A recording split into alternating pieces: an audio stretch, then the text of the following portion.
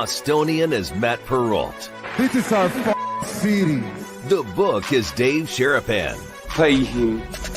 Pay that man his money. Together, they are the Bostonian versus the book. You covered! You covered! 12 covered! Follow the show on Twitter at Boston versus the book. How do you like them apples? Bringing you the best insight on sports betting news, Matt and Dave's daily picks, and an entertaining and unfiltered dive into the sports betting industry. Here's Dave Sharapan and Matt Perrault. And here we go.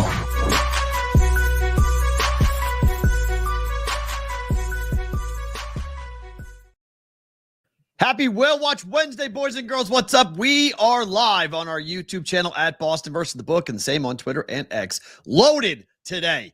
College football at the top with Stucky from the Action Network. Then our guy, Kane, coming in. Alex Kane coming in from SportTrade. Lots to get into with what's going on with our friends at SportTrade here as we will whale watch with them today. I am ready to go, Dave. We got a lot of good things to get into on the program. If you guys haven't hit the like button, subscribe button, or do something, good day to do it. Good day to be here because this is going to be fun. How are you on this Wednesday that is going to be fun? Let's just call it that. It's going to be a fun day. Yeah, it's a storm. There's a tide. Just can't get rid of it. It's unbelievable. High tide, low tide, roll tide. Son of a mother. God, I mean, they just find a way. There's got to be a way. Of course there's a way. With the other teams lower, and just make it up as you go. They even got a guy from Michigan on the committee to be the face of it. This bald guy comes on with a suit and says, well, if this happens and this happens and then the wins are more and the things are less. And the only thing he didn't say was quadrant. I was like, this can't be. What are we doing? I mean, God. At least it's a 702 day. I don't know if you realize we did the show number 700 on Monday. Right. Nice. So that would make today, if you can 702. count, and I know you're not perfect at the math, but No. 700, 701 yesterday, absolute killer show with Brace from Philly and Casey from Rutherford, New Jersey. That was a great show. Go back and watch it. But this is show number 702, where we live in Vegas, baby. True. I love it. Very true.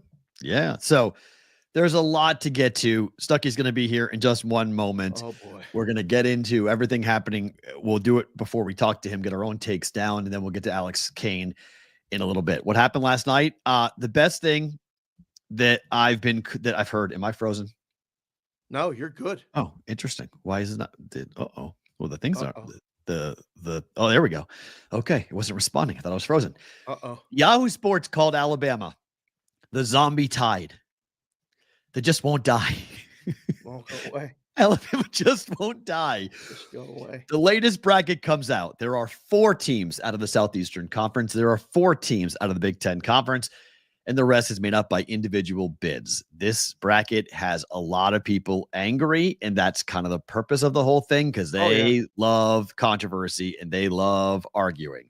Of course. Here is the first bracket that really, I think, had some weight to it because we have the conference championship games, and then we are good to go. So no more speculation after this weekend. We will have the bracket. Everyone's talking about the first 2 teams out in Miami and Ole Miss. And the number 11 team in this bracket is the Alabama Crimson Tide, who just seemingly will not go away. They will not leave. There's a lot to get into with the bracket itself, Dave, but just as a Penn State guy, you can't dislike that bracket, right? I mean, you have to like right now where Penn State currently sits. It's fine. They're in the game. It's fine. You could go to the game. Thank you, CBW, for tagging us this morning. You can go to the game for $12. I mean, when she comes home from work today, I'm going to make my last pitch. It ain't going to cost that much to go. I just want to say that was there. But it's weird because there's another game after it, and it's not a bowl game. Yep. It's the first year for all this. Yep. Listen, I'll get it out of the way first, Will. Nobody has a damn clue What the hell's going on? It's being developed right now. Am I happy with the bracket? It's a lot of shit. I don't know. I mean, it's okay, but like, and I just saw Felica, and I'm texting him trying to get the Bear on the show, but he's kind of busy this week too. What if Penn State wins on Saturday? And what if Georgia wins on Saturday? They're 3.5 dogs and 3-point dogs. Right. What if they both win? Who's the number one? Numero uno. Well, if Penn State wins, it's Penn State. I told you that yesterday. If Penn State wins and Texas wins, they ain't going to make Penn State the one. They're going to make Texas the one. Correct. I would agree with that. Yes. Despite the fact that Texas has a worse schedule than Penn State. But the win over Georgia trumps anything you guys would have. I mean, I don't think win over Oregon. Hold on. The win over one team in the country right now, Oregon. You would beat Oregon. One team in the country all season long. Oregon. Yeah, but the problem is Oregon. But you lost to Ohio State. Oregon beat Ohio State. It's sort of that weird. Here we go. I mean, why do you want the 1 seed? I guess would be my bigger question. Why do you want that? I wouldn't want the 1 seed. I don't want to be on that side of the bracket. I know. That's the thing. Like, play to win the games. Herm Edwards said it. We're playing to win the games, aren't we? But I mean, look, it wouldn't be the worst thing in the world if Penn State didn't win the game. Do you want to? I mean, we'll ask a question a little bit later on, but Penn State at 5, if they lose, I don't know if they stay at 5. That's the question. That's the problem. Because if they drop from 5, then where do they go? Do they go to 6 and they're hosting Alabama? I told you yesterday, you don't want that. I know you do. I don't think you want any part of the Crimson Tide. And then if you're the 1 seed overall, you play the winner of Ohio State, Tennessee. I don't want that. Like, I don't think you want any part of that if you're Penn State. Second crack at Ohio State would be okay. Really? You got destroyed. I mean, you want to play them again? They got destroyed. They lost by 7 and had a chance twice to go in the end zone to tie it. They lost by a field goal. It's right there. Destroyed. Wasn't destroyed. I never thought Ohio State. And it was really 2 months ago. Okay. That's even worse for you. Ohio State's playing better.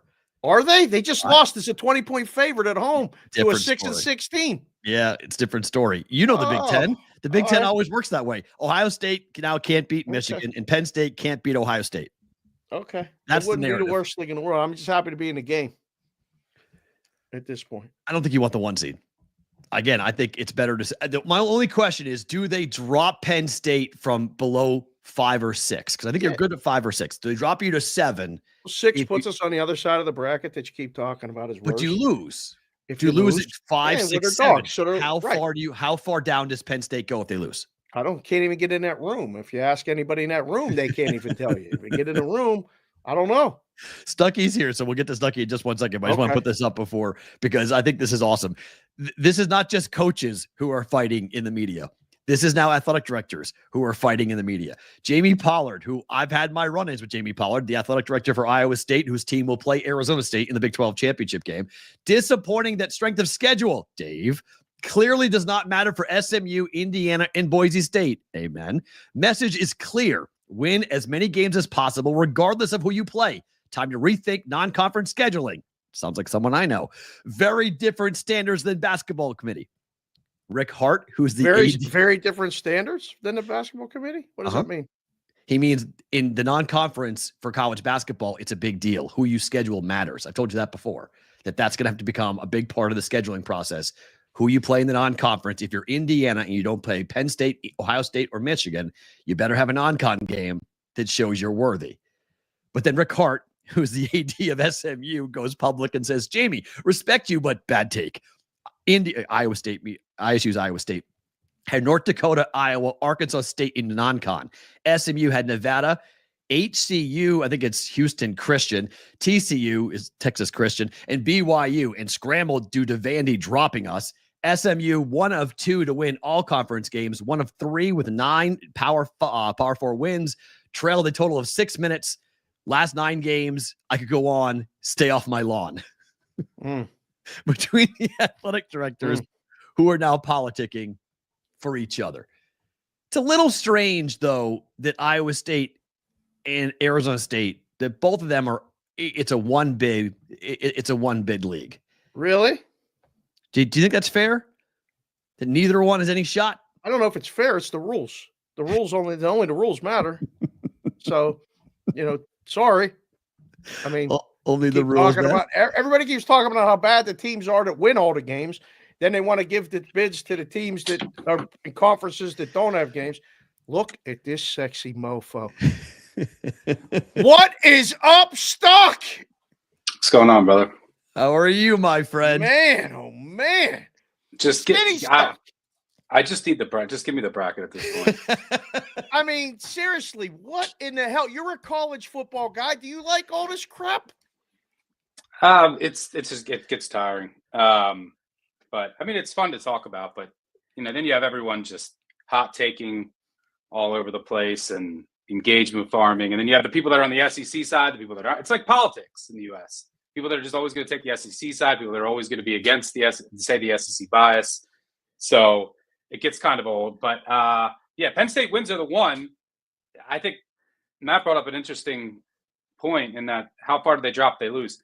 Georgia wins, then Penn State's going to drop below the 5 because Texas, they're not going to stay ahead of Texas, is assuming Penn State loses. Right. And if Penn State loses, do they then drop below Ohio State because Ohio State beat them? Even though Ohio State didn't play, I don't know. They drop below Notre Dame.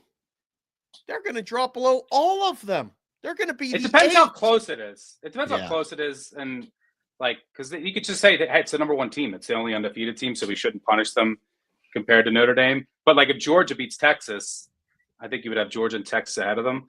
But my prediction is Franklin is going to finally win a big game. Oh, baby. What? And then, yep. Are you just pumping my tires? Did you come on? Come on. And then they're going to get the 1 seed. And because technically this isn't even a big game. I mean, they're both in. They're both right. And then they're going to get the 1 seed and they're going to lose in their first game. The first game they play, they're going to lose? Yeah, the winner of Ohio State, Tennessee will beat them. See? Yep, I agree. I would rather have the 5. So Oregon, if Oregon loses and they get the 5, it's better. They're not going to be upset. No, I know. It's better to be the 5. I mean, the 5 seed's better than the 1 seed. I mean, you can't justify Boise. How dumb is that though in this whole thing? It's because of Boise though. Stuck. We can't justify Boise getting a bye, can we? I mean, the way that the rules are set up. I mean, the thing that Boise does have going for it is it did play with Oregon at Oregon, so at least it does have that. But they lost.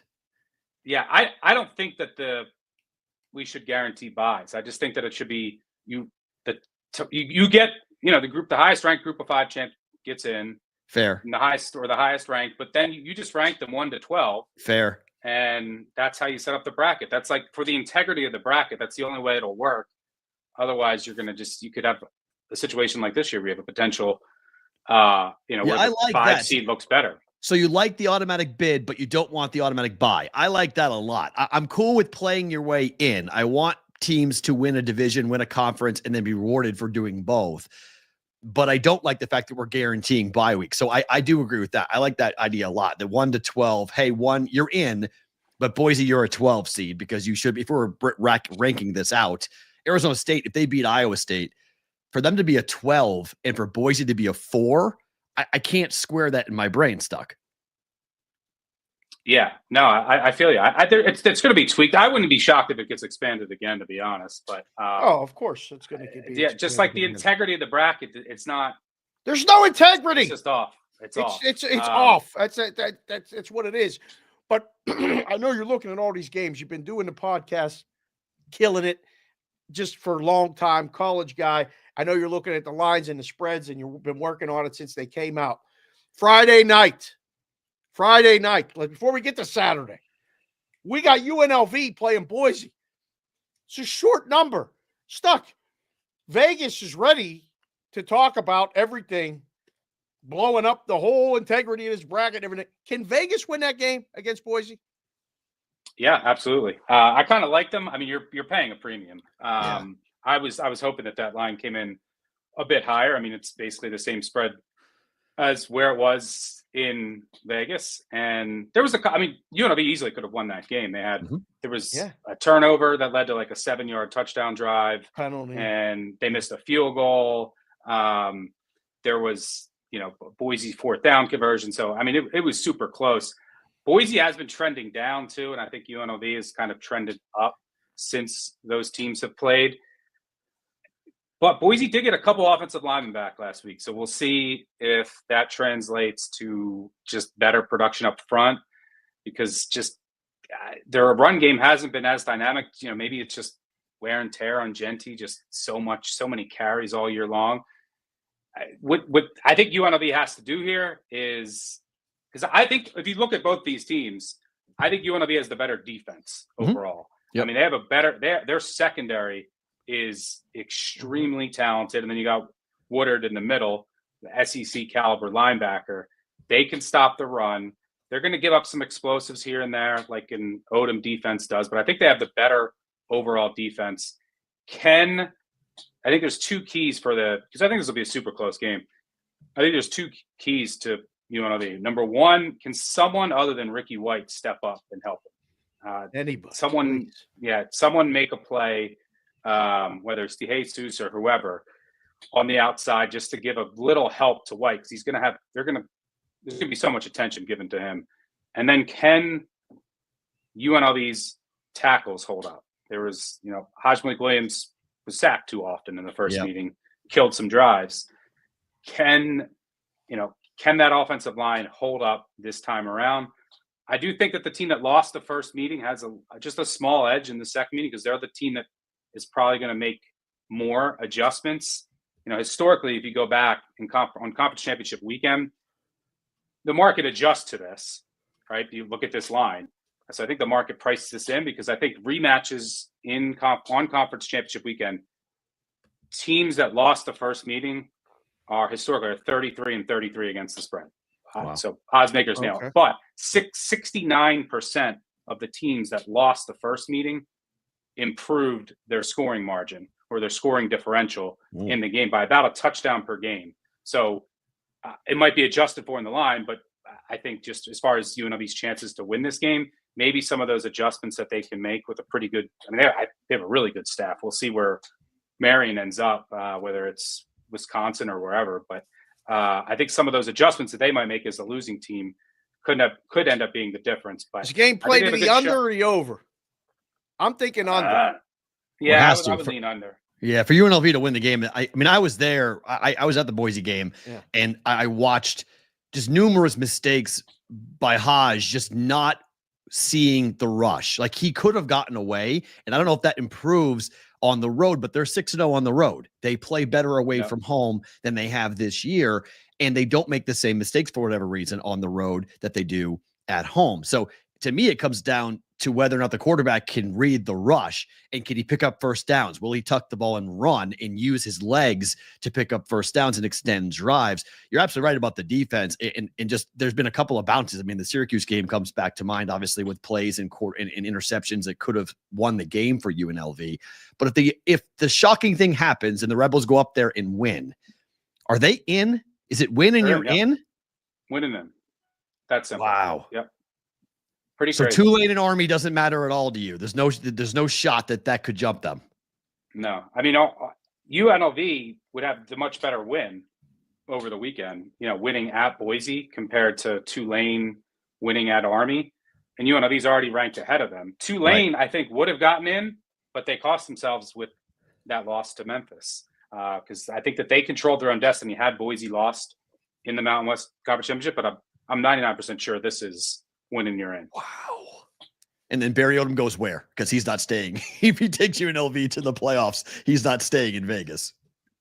Yeah, I thought he was going to end up potentially going to Arkansas, but they're bringing Pittman back. Marion, their offensive coordinator, I think he's definitely gone. Yeah. I would assume, Odom. West Virginia? Could be. Replace Neil Brown? That could also be Rich Rod. The return of Rich Rod. The return of Rich Rod. So Scott Frost is going back to Central Florida, and Rich Rod's going back. Was it 2010 all over again? Run it back. Yeah. Wow. Stuck Saturday morning, first game, Iowa State and Arizona State, Big 12. Matt asked a question right before you came on. I'll ask it too. Two-parter. Who wins and is a loser out. They only get one. And is it fair or unfair that the Big 12 only gets one if that's the case? I think it's fair. I mean, especially if you just look at these two teams this year, it's not. I don't think any one is like an overwhelming, deserves to be one of the top 12 teams in the country if they lose this game. So I think it's fair this year for how the Big 12 played out. I keep going back and forth on this game. I originally thought, so I have an Iowa State future, hedged a little bit off because I thought Arizona State was the side. But the more I dig into this game, and I might change my mind, but I'm not going to have a huge position on this game either way. I think it might be Iowa State. I think the loss of Jordan Tyson, Arizona State's star receiver, is big here. Now, you can run on Iowa State, so Scadabo is going to get his, but it'll be easy. Like Iowa State's more like play like a shell, and they're going to bend and try not to break. Really well schemed defense, but you can run on them for sure. And they've had injuries at linebacker, but without Tyson, that downfield threat, that who Levitt looks for on third downs, it becomes easier to try and slow down Scadabo. And Iowa State has 2,000-yard receivers that they're still going to have here, Noel and Higgins. And in a way, this game is going to be played on a neutral field, indoors, temperature controlled environment. In a way, I think Arizona State fits the profile of a team that would rather play like in Ames outdoors for this game, right? In weather, which with makes Scadabo them dangerous if they win, because they can actually go and play defense and run the ball pretty successfully if they end up at Notre Dame or at Penn State or at something like that. No.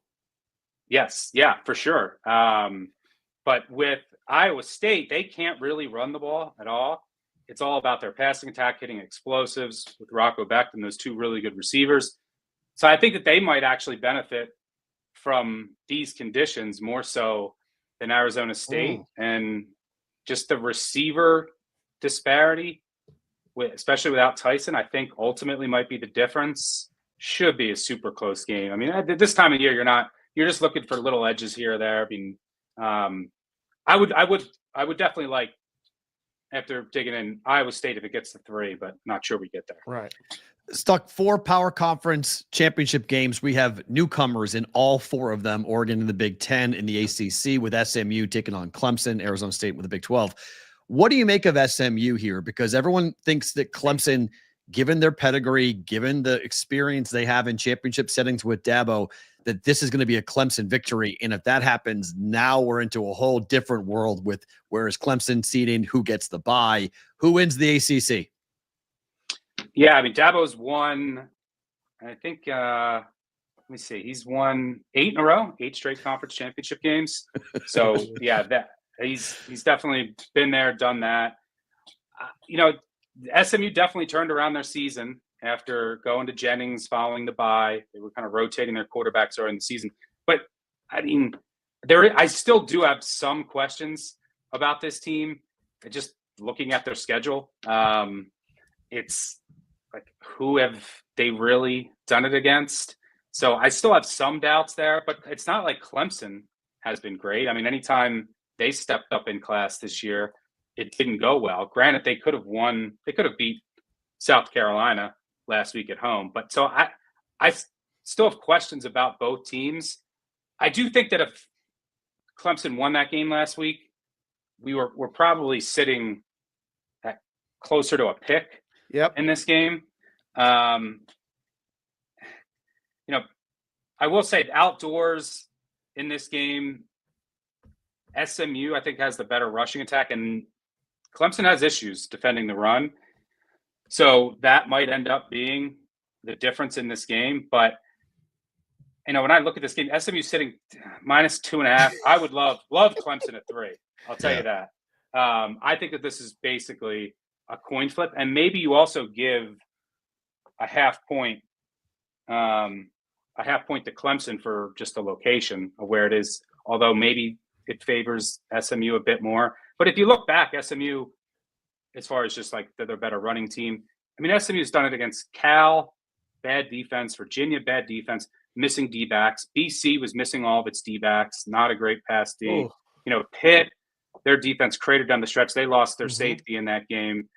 They scored 28 on Duke. Duke does have a good defense, but then Stanford, Florida State, TCU, none of these teams have good pass defenses.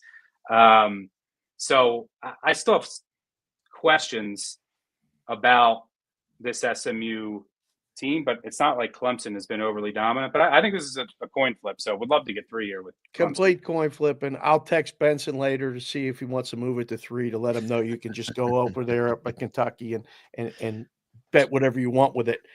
I know you got to go and do your show, and we appreciate you joining us and talking about college football, and I'll give you an opportunity to tell everybody where to listen to the podcast if they aren't already. But I got to ask you, because I haven't heard much from you. The Steelers beat the Ravens, and the Ravens and things are happening, and like they're a wild card team right now. They got a kicker that can't make a field goal no more. Like, are things unraveling for the Ravens a little bit? And are you ready to say that the Pittsburgh Steelers, after they beat Cleveland on Sunday, are in the driver's seat to win the AFC North? They might, but I mean, look, in the pecking order of the AFC, the Chiefs are number one because we know they're not number one. The Chiefs are not number one as far as fans and we're like talking shit. Okay, so Chiefs can just say to Ravens fans, Lamar win a Super Bowl, right? What I would say to you as a Ravens fan to a Steelers fan is win a playoff game. Okay. I mean, win a playoff game. Okay, we'll see you in January. And the other thing is that the only time the Ravens ever win the Super Bowl is when they're a wild card. And they have to go on the road, and they do it every 12 years. They did it in 2001, 2013, and they're going to do it in 2025. Are you serious? It's a 12-year thing? It's a 12-year thing, and they got to be on the road. I got a 12-1 ticket on the Ravens. I hope that you're right, Stuck. You have a 12-1 ticket. He gives us a 12-1 trend. This is terrible. Wild card, 12-1. That's good for the vibes too. They're always a wild card, and they always go on to win the Super. I mean, they're on the road in the divisional round. They're on the road in the conference championship game. The two worst games of my life as a Ravens fan were 2007 divisional round. The Ravens had a bye, never get a bye, and it was McNair versus Manning. Game ended 15-12 on. There was only field goals in the game. And it was like the Colts returning to Baltimore. It was the craziest I've ever seen the stadium. And it was a horrendous game. And I think it was 15-6. Sorry, 15-6, all field goals. 6. And then last year, I had a lot of money on opens, too, on the Ravens. Like, that thing opened way too low. Didn't matter. I faded Mahomes as a dog. I got what I deserved. But just as I also had – yeah, that was depressing. I also had Ravens Super Bowl futures, bought them low. Can we just agree and unify in that the Chiefs are not going to win the AFC this year? Is there a way? Can you say it with conviction, please? Please? If it's you, I'm happy for you. Even I know. Us, I'm happy for us. Even the resident Chief hater on this show, even I know what to say it with conviction. You can't say it with conviction. I don't want to put that out there. You can't say it with conviction. Universe. You can't. I do not want to put that out there. It'll come back to bite me. It always does. It sucks. So, they don't look like it. But also, we were saying the same thing last year, around this time of the year. So, they're going to get healthier. They're adding Humphreys at left tackle, which might solve that issue. So, they're going to be in the mix. It's still Mahomes. But if I was a Chiefs fan, I'd want to stop using up all of this voodoo, because the Chiefs are always going to win more close games than not, because they should get Bucker back too. You have a great kicker, a good coach, and arguably the best quarterback of all time. So if you have the ball late down the score, you're going to go and score and win by 1. But they're winning games on like blocked field goals, at false fumbles, starts, like fumble calls, snapping the ball when nobody said nothing, nobody's looking. What the hell is going on? Yeah, there's some black magic that I would, if I was a Chiefs fan, I'm like, all right, can we just save some of this? Like it's, but hey, I mean, if it gets you the 1 seed, maybe it's worth it. But this can't go on forever. I mean, gosh, this feels like it gets tiring. It does. Stuck. If folks want to listen to your podcast and your stuff, where can they find everything? College Big Bets on Campus podcast. We'll break down every conference championship game that'll be out Thursday night around like 7, 8 Eastern, and at night. And then NFL Big Bet Action Network podcast. About to go do that NFL preview right now, and talk about Chiefs voodoo and how many picks Winston will throw against the Steelers. Are you walking 10 that'll miles be out in the morning. today? Are you walking 10 miles today? I mean, you look tremendous. This weight loss journey, this whole thing, you look great. Biking. I can't. 20 miles. I was doing 20 miles a day from like April to August. Nice. Cut my calories in half. Lost 40 pounds, which was I just had to do. God I mean, I was good for getting you. older, but harder to do as much these past couple. I mean, it's been raining and it's freezing cold, and I'm just so busy. I had college basketball in, but still trying to eat better and still trying to like do something, get out there like once or twice a week. So hopefully I'm trying to just not gain more than 5 to 10 by the time March rolls around. Okay. Did you see the college basketball yesterday, the ACC and the SEC and all that? Did you happen to catch any of that? Don't rub Kentucky in. Don't rub that in. I had Clemson, so you can rub it in. That was the right side. Yeah, that's what it was. Yeah. So yeah, Kentucky's got a really good team. They're well coached. They're not going to be out coached in the tournament. I worry about if they get we could talk about this as we go to March, but if they get just stuck in a half court game, they don't really have the go-to guy to go get his own bucket at the end of games, which I worry about a little bit. Then it's basically their game's going to come down to 3-point variance. But I'm happy that we have Pope. I like the veteran nature. It's just something different in Lexington. Like we talk about the same thing with the Chiefs. It's something different now. We're not going to have just a bunch of freshmen that come in. We go to the tournament, we get out coached, and then the city is disappointed and says fire Cal. We have a veteran team, a really good coach, and I think I don't think they necessarily have national title upside, but I think they have upside to make a run, and that'll be fun for Lexington because it's been way too long. Stuck, thank you for the time. We appreciate it. We'll do it again soon, all right? Absolutely. Have a good one, guys. He is Stucky from the Action Network joining us here on the Bostonian versus the Book. Great to get him on, talking everything college football related. We will get to Alex Kane here momentarily. Look, just to continue the conversation we were having about what's going to happen from a college football standpoint, I think who has the biggest beef in your mind right now about being angry? Because I think it's South Carolina. Oh, I've been saying that since Saturday. When they won, I immediately felt bad for them because I'm like, this is legit one of the teams playing the best right now, and they can't get in. They just can't get in, no matter what. They beat Alabama. Happens. I mean, that's what pisses me off about the end of the Alabama game. Because if they had won that Alabama game, they got the onside kick. Everything went right except at the end to them to score to go ahead and win that game or tie that game up with a 2-point play. If they had won that game in Alabama, all this is moot. They would have 2 losses. But since they have 3 losses, that's the problem for South Carolina. And this is where we had talked about the at-large bid opportunities coming in to get teams that were hot late into the tournament. You just look at their overall body of work, and it's hard to say that South Carolina deserves to be in over Alabama or be in over Ole Miss. I mean, Bama beat South Carolina. It's hard to say Bama out, South Carolina in, with the head-to-head going to Alabama. So, I mean, this is the thing about the Crimson Tide, and I'll remind everybody when it comes to what this thing is, every team in makes $4 million. Every team that makes the quarterfinals makes an additional $4 million. This is a money bracket at the end of the day. It's a TV show at the end of the day. And so even Lane Kiffin said it. Bama's the biggest brand. So if you're comparing brands, do you want a 2-loss Miami team that plays helter-skelter and could get blown out? Or do you want an Alabama team that has brand name appeal, that will bring eyeballs, that has a quarterback, that has won big games and beat Georgia, which, as we talked about, could be a 1 or 2 or 3 seed in this entire bracket? It's hard to argue. I don't know who's making the decisions because you could set it up where, you know what? Put Miami in. That'll guarantee that our kids will beat them, and we'll get to the quarterfinal for the extra, It's about half TV. 4 It's million. about eyeballs. It's not about whose path or who gets in or who gets. It's about who's going to watch.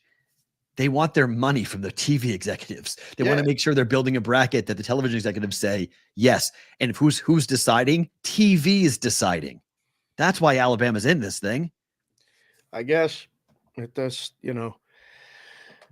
It's funny because usually at this time, there's only 4 teams getting in, and I'm resigned to the fact as a Penn State guy that it's another good season and they only lost 1 or 2 games, and we're going to go to a fun bowl game, and then hopefully it'll all do it again. Like I've already tuned it out, but now with a legitimate chance to actually maybe get to the Final Four and play meaningful football into December, I'm trying in my case to, make a case for the Big Ten, and you start to really look at it and you go, they're just making it up. I mean, it's like us putting together a travel tournament. Like, hey, this school's coming from here. This school's coming from here. We'll get the most coaches to come watch. We'll do this. We'll do it. Like, what the hell is going on? It's not. It's not based on anything. Because what's fun about let's play this out for a second. So let's say Penn State beats Oregon, right? So Oregon's the 1 seed. I'm going to be a basket case on Saturday. If that. Where does Oregon drop? In your opinion, how far down do they drop? 5. They're to 5. Okay, so they go to 5. Let's say Iowa State beats Arizona State. They stay at the 12. They stay at the 12. Where else could they go? 11. If UNLV beats Boise, 11. Then UNLV's 12 and Iowa State is 11. And where's Alabama go? 10. So Bama's up to 10. Doesn't play, moves up. So Georgia beats Texas. Where do they go? 6. So this is Armageddon. If you want to talk about Armageddon for the committee, if you're cheering like I always do, I always cheer for chaos. So if you want chaos in this bracket, you want Iowa State to win, you want UNLV to win, you want Penn State to win, and you want Georgia to win. If those 4 things happen, this entire bracket is ripped up and we're back to square one. And you get to determine, hey, Tennessee at 9, is that accurate? Should Ohio State actually host? Should they be the 6? Should they be the 7 seed? Which side of the bracket are they going to wind up going on to? Bro. Now my head hurts now. Texas from the 2. If Texas is the 2 and they lose, how far do they drop? Do they drop out? They have to. You figure Georgia would be a 2 or a 3 seed. Number 1 would be Penn State, would be most likely. If Clemson beats SMU on top of that, now you're even a bigger problem because Clemson's in, SMU is out. Those buys, those 1, 2, 3, 4 seeds are all gone. Those are all gone. Those are all no longer there. Now that's breaking on all 4 of those teams to lose, mind you. 1, 2, 3, 4 would all lose this weekend. And now we'd have. I'm looking in the chat. We're going to welcome a guy named Tanique Caesar. It looks like he's here. Vols fan. Yep. Feel like we got hosed. We have better losses than Ohio State in a better league. They hate us. Man, this is going to be like Saturday. I can't wait for Saturday. This is what I have been doing this type of content since I moved to Virginia, because in New England, no one gives a flying flip about any of this. In New England, there's when I grew up, nobody cared. So I had to move to Virginia to go to Charlottesville to go work for the University of Virginia to fully understand college football. That was my first little taste of it. And then I went to the belly of the beast and I went to the SEC for 5 years. Right. Then I went to Nebraska. Then I went to Iowa. So I've been covering and talking and wondering, would we ever get to this point where we'd have a conference championship weekend and we have not 4 spots that could be completely turned on their head, but really all 12. We could have all 12 be different come Monday morning than what will happen on Saturday and Friday. So I cannot wait to watch this. This is a dream scenario for somebody like me who's been preaching about automatic bids and brackets and decide on the field. And let's see what happens when we play it out. Because like you just mentioned, Penn State fans for years have been saying, well, what if? What if you gave us a shot? What if we had an opportunity to go and prove ourselves? Because you guys never give us a chance to prove ourselves. Now you do. You control your destiny. Last time was for me, where I really allowed myself to believe that Penn State, while I was in school, or I wasn't in school anymore, it was 1995. Penn State played Oregon in the Rose Bowl. Kajana took the opening play for a touchdown. They win 38-20, and you wake up in the morning the next day in the paper, and they say Nebraska's number 1. And I'm still pissed off about it. It's 1995. It's 30 years ago almost. And it's like, really? Now we get decided on the field. It's going to get better. The process is going to get better. The bids, the this, the that. It's going to get better. It is really hard to figure it out. But, like, Notre Dame's going to move up. If all of this happens, high? Notre Dame, well, they can't be lower than the 6. Well, could they be a top 4? Could you give it to the Irish as a top 4? I think there's a case to be made. If everything I just mentioned, win the conference to be the 1, 2, 3s, and 4s. Yes, you're right. Yes, sorry, Yes, correct myself. right. Yes, So they can be the 5. The right. highest the Irish can be is the 5 seed. That's right. I forgot about that. Yeah, The highest they can be is 5. Right. That's right. So they may put them 5. damn, They may put them 5. they get the best track. They get that would be amazing. If the Dogs lose, but they can't be. That's their spot. I think they're in 6. But just looking at it, like the way it's going to fall, but who knows? I don't know. I think you're right. I mean, the coveted spot is the 5 of the teams that lose. It's better than the 1 seed. I mean, it is. It's better than the 1 seed. Well, you have I'd rather play be an a 5. extra game. Fine, but I get a home game. I told you yesterday. I think it's better to play a home game. I want to play. I don't want to be sitting around for all that time. I know injuries can happen, and it's an extra game and wear and tear on the body. I get all that, but I'll worry about that in the final. I'm not going to worry about that because it's not going to come into play in the quarterfinal. I'm going to be fine. I get a break. I play a game. I get another 9 days off before I play again. I get a nice break, and then I go to a neutral, and I will be lathered and good to go, and I'll have playoff experience, and we'll know what it means to play a do-or-die game. It's huge. If Tyler just said in the chat, if Clemson, Georgia, UNLV all win, we'll need that Charlie Day gift to explain the selection process. Yep, pretty much. And that's I'm actually cheering for that. I mean, I would love to see that because that's just complete Armageddon. I feel badly for my Iowa State friends because I think they're going to take on a team that I think Dillingham and company, I think they may be a team of destiny. I don't want to play them. If I'm Iowa State, like seeing them is like son of a, I don't know if you saw CBW tagged us in the halftime speech from Dillingham. I haven't watched it yet. Oh, it was so good. I mean, because he's an Arizona State guy through and through. Yeah. He said, twist the knife. No pity for the mother bleeping kitty. Twist the knife. The coach says, we're up big. We're killing them. Keep killing them.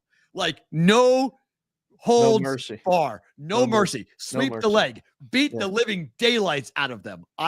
I'm quickly becoming an Arizona State fan. I'm quickly becoming I really like this guy a lot. He is really, really fun. And I want him in the playoff because I want to see what this team can do in the postseason if they actually get matched up against somebody that they can run the ball on. Oh my. Listen, you have to say that stuff when you're coaching. You can't let them on film. Most coaches don't say it on film. Doesn't matter. The film happens to be there. We'll talk about. I haven't watched it yet, but did you watch Hard Knocks? Yes. You watched it? Yes. The AFC North one? Okay. Yes. I haven't watched it yet. I'm going to watch it tonight. Fucking believable. It's unbelievable. That's good. It's the best version of Hard Knocks since like 20 years ago. No way. They actually did Hard Knocks because they're not worried about following around some walk-on guy who's never going to make the team, who has some stupid story that makes us all cry. They actually talk football.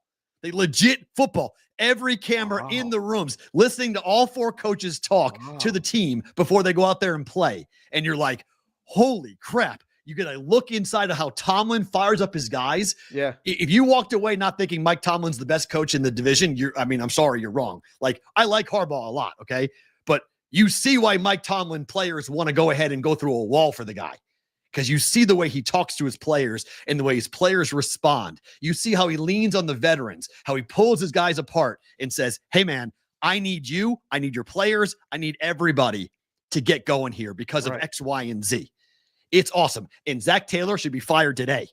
Like you just come around, you're like, that guy can't coach. Like straight up. Like he sounds like a child next to the other 3 coaches in the division. Taylor's way over his head. Like way the fuck over his head. It's awesome. Man, you still got it out for this guy. You don't like that guy. I don't like that guy. I covered him in college. I'm sorry. I covered him and I Still watched personal. him. It sounds personal. Fine, but I covered him in college. And at no point in time did I go like, that guy's a natural born leader. Like Right. I watched him be the puppet for Bill Callahan. He was a JUCO kid who came in, tried to take a running program and pass. And okay, he's under Sean McVay. He got to the Super Bowl somehow in some way. But like when you watch, you tell me when you watch Hard Knocks. I'll watch it. And you're going to go, oh my, that guy has one of the 32 jobs in the world. There's 32 jobs in the world. And that guy has one of them. How? Like how? It doesn't make a lick of sense to me. The offensive line coach for the Cleveland Browns is a star. He's an absolute star. The offensive line coaches usually are. Oh my, because Jameis is in the room while he's talking to the offensive line. And he looks at Jameis and he's like, we're going to do whatever you tell us to do. Whatever you need, we're going to do. And men, get ready to, he just does like this huge, like you want to like run through a wall for the guy. Yep. It's so good. I mean, I was blown away watching it last night going, okay, Hard Knocks. I'm now back in. We're back. We're back. Like, let's get going here. No more nonsense. We're talking football. And you do get a really cool look, like Minka Fitzpatrick going back and forth with Jamar Chase. That's pretty cool in the game. They're talking to each other throughout the whole game. And it's my wife was afraid of the offensive line coach for the Browns. He was awesome. He was the absolute star of that. So sorry, I know we're making Alice wait, but I wanted to get that out because that is just absolutely tremendous. Let's go whale watching. Alex, we're all fired up here today. How are you? Welcome to the show on a Whale Watch Wednesday. You are very fired up. I love it. we're excited. We have a lot of good things to get into at SportTrade. You guys have got to be excited about January, though, knowing what's going to come for December and January. The college football and NFL playoffs, first time we've ever seen this. We've been talking about this for almost a year now. The handle's going to be amazing, is it not? It's going to be incredible. I mean, just the excitement of the college football playoff is we don't even know what it's going to look like right now. So that's going to be very, very exciting. Some of our best days have been when there's nice big rivalries in college football, and I think that come January, for our audience specifically, the handle is going to be the same for a big college football game versus a big NFL game, which is awesome. We can't list college props in a lot of states, right? So that's a bit of a downer. I mean, a lot of these other companies that are unregulated do it. So I wish let them have it. Yeah, it ain't that much handle. It ain't that. You guys are so focused on other stuff that's more important. Trust me, I'm telling you. Don't worry about the college football props. Yeah. We had a discussion yesterday. There was an article that was out, and we're going to address it a little more later. This is a little business inside school, but like they put out a thing about parlays being 48% of the business, and then some other things were there. There it is. Sam did a good job with this. Morgan Stanley did a thing and talked about it. Women betting more, and like Alex, like everything about this. Like things, this is people talking about this business that are not asking the right questions. Is this, when you see this, how do you feel? Because I go crazy. We have a forum, at least we can talk about it. You're in the business. Yep. You see that and say what? Yeah, it's hard to take it seriously because the comments on that original tweet around why Fanatics may have more female bettors than the average sportsbook is. I encourage everyone to go down that rabbit hole. It's I don't know. Anyone ask a question of like, hey, Morgan Stanley, ever hear of a beard? Because my guess is that's a burner account. That's not a real account there, Fanatics. Yeah, but it's these studies are done by people that don't understand sports betting, right? And it does have real value, right, outside the industry, and then directionally saying parlays is 48%, and understanding how big are those parlay bets versus the average wager. I think when I view something like that, I still believe in my heart of hearts that sports betting is years away in the U.S. from where it should be. And I think that it's interesting. I do Thanksgiving with my dad's brother's family every year, and him and his family are not, from finance. They're not from sports betting. They do it sort of leisurely. And this was the first year that the guy, Chris, my cousin, said, like, have you ever heard of this thing? Like, is it EV betting or plus EV betting? I think that the market's going to trend this way. And I think there's going to be a moment in time. This will happen. I know this sounds crazy. There's going to be a moment in time when the average gambler realizes that potentially she, if she's on Fanatics, or he realizes they're getting totally, absolutely screwed by sports books when they're given a parlay. Like, it's going to happen. Everyone says, "Oh, you're like the guy shouting at the clouds and pounding sand." I'm right there next to you because we did it yesterday, saying the exact same thing. And I just think that it's more about, like, it's not the fact that parlays themselves are bad. It's that the odds that are given to you on a parlay are so bad. And I think, honestly, I look at it as like a kick in the ass for SportTrade of, like, guys, like, this is our vision, right? We want to create a world where people don't perceive SportTrade as a sports book, because we're not the ones taking risk. We create all this competition on sourcing prices for you, and that's what makes the prices better, the fact that the competition exists. Now imagine that in the context of a parlay. Like, if you go on SportTrade, when we ultimately do have parlays and you cook up your 3, 4, 5 teamer, SportTrade is constantly asking for multiple sources. What would you be willing to offer a player that now has this 5-leg, no, actually this 6-leg parlay? And it's that competition that squeezes down the margins, and you ultimately see prices that you would never see on a traditional sports book. So I just think, like, sports betting is in a lot of ways, it's still in the dark ages. I think customers are paying 14, 15, 20%. And I think that there's going to be a moment in time, and it's less about the what. I use SportTrade or I use, market-based sports books because the odds are better, and it's more the why. I don't use those books, and I use SportTrade because SportTrade is the only venue out there that's not trying to rip me off. Right? That is, like, it's a huge vision. That's where we want to mention a guy can come in that likes to play for limits or likes to play certain things, and you're not going to kick him out. So there's no need to ask the girlfriend, the fiance, or the wife, or Aunt Susie, or, Mom. But, like, to open an account. There's no need for that because, like, they're just taking bets. Isn't that the root of all of this? It's enough to take the bets and give fair odds. Yes, I think for a lot of reasons in a lot of these states, you can't really offer that style of sports betting. You can't offer it in New York. You can't offer it. You can't pay 51%. I mean, you just have to offer parlays and crush customers and just destroy them in order to operate in a state like New York. I mean, let's think about this: $25 million up front. Like, Dave, I'll ask you, you're a sports book, okay? You come into New York, you're probably spending $20 to $25 million to keep your platform operating outside of this. Okay. So you got to do marketing, all these things.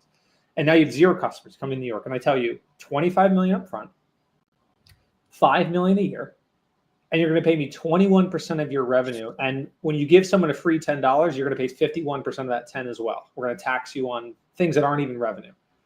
How would you operate in that environment? It's already a competitive environment. You got 6 other books.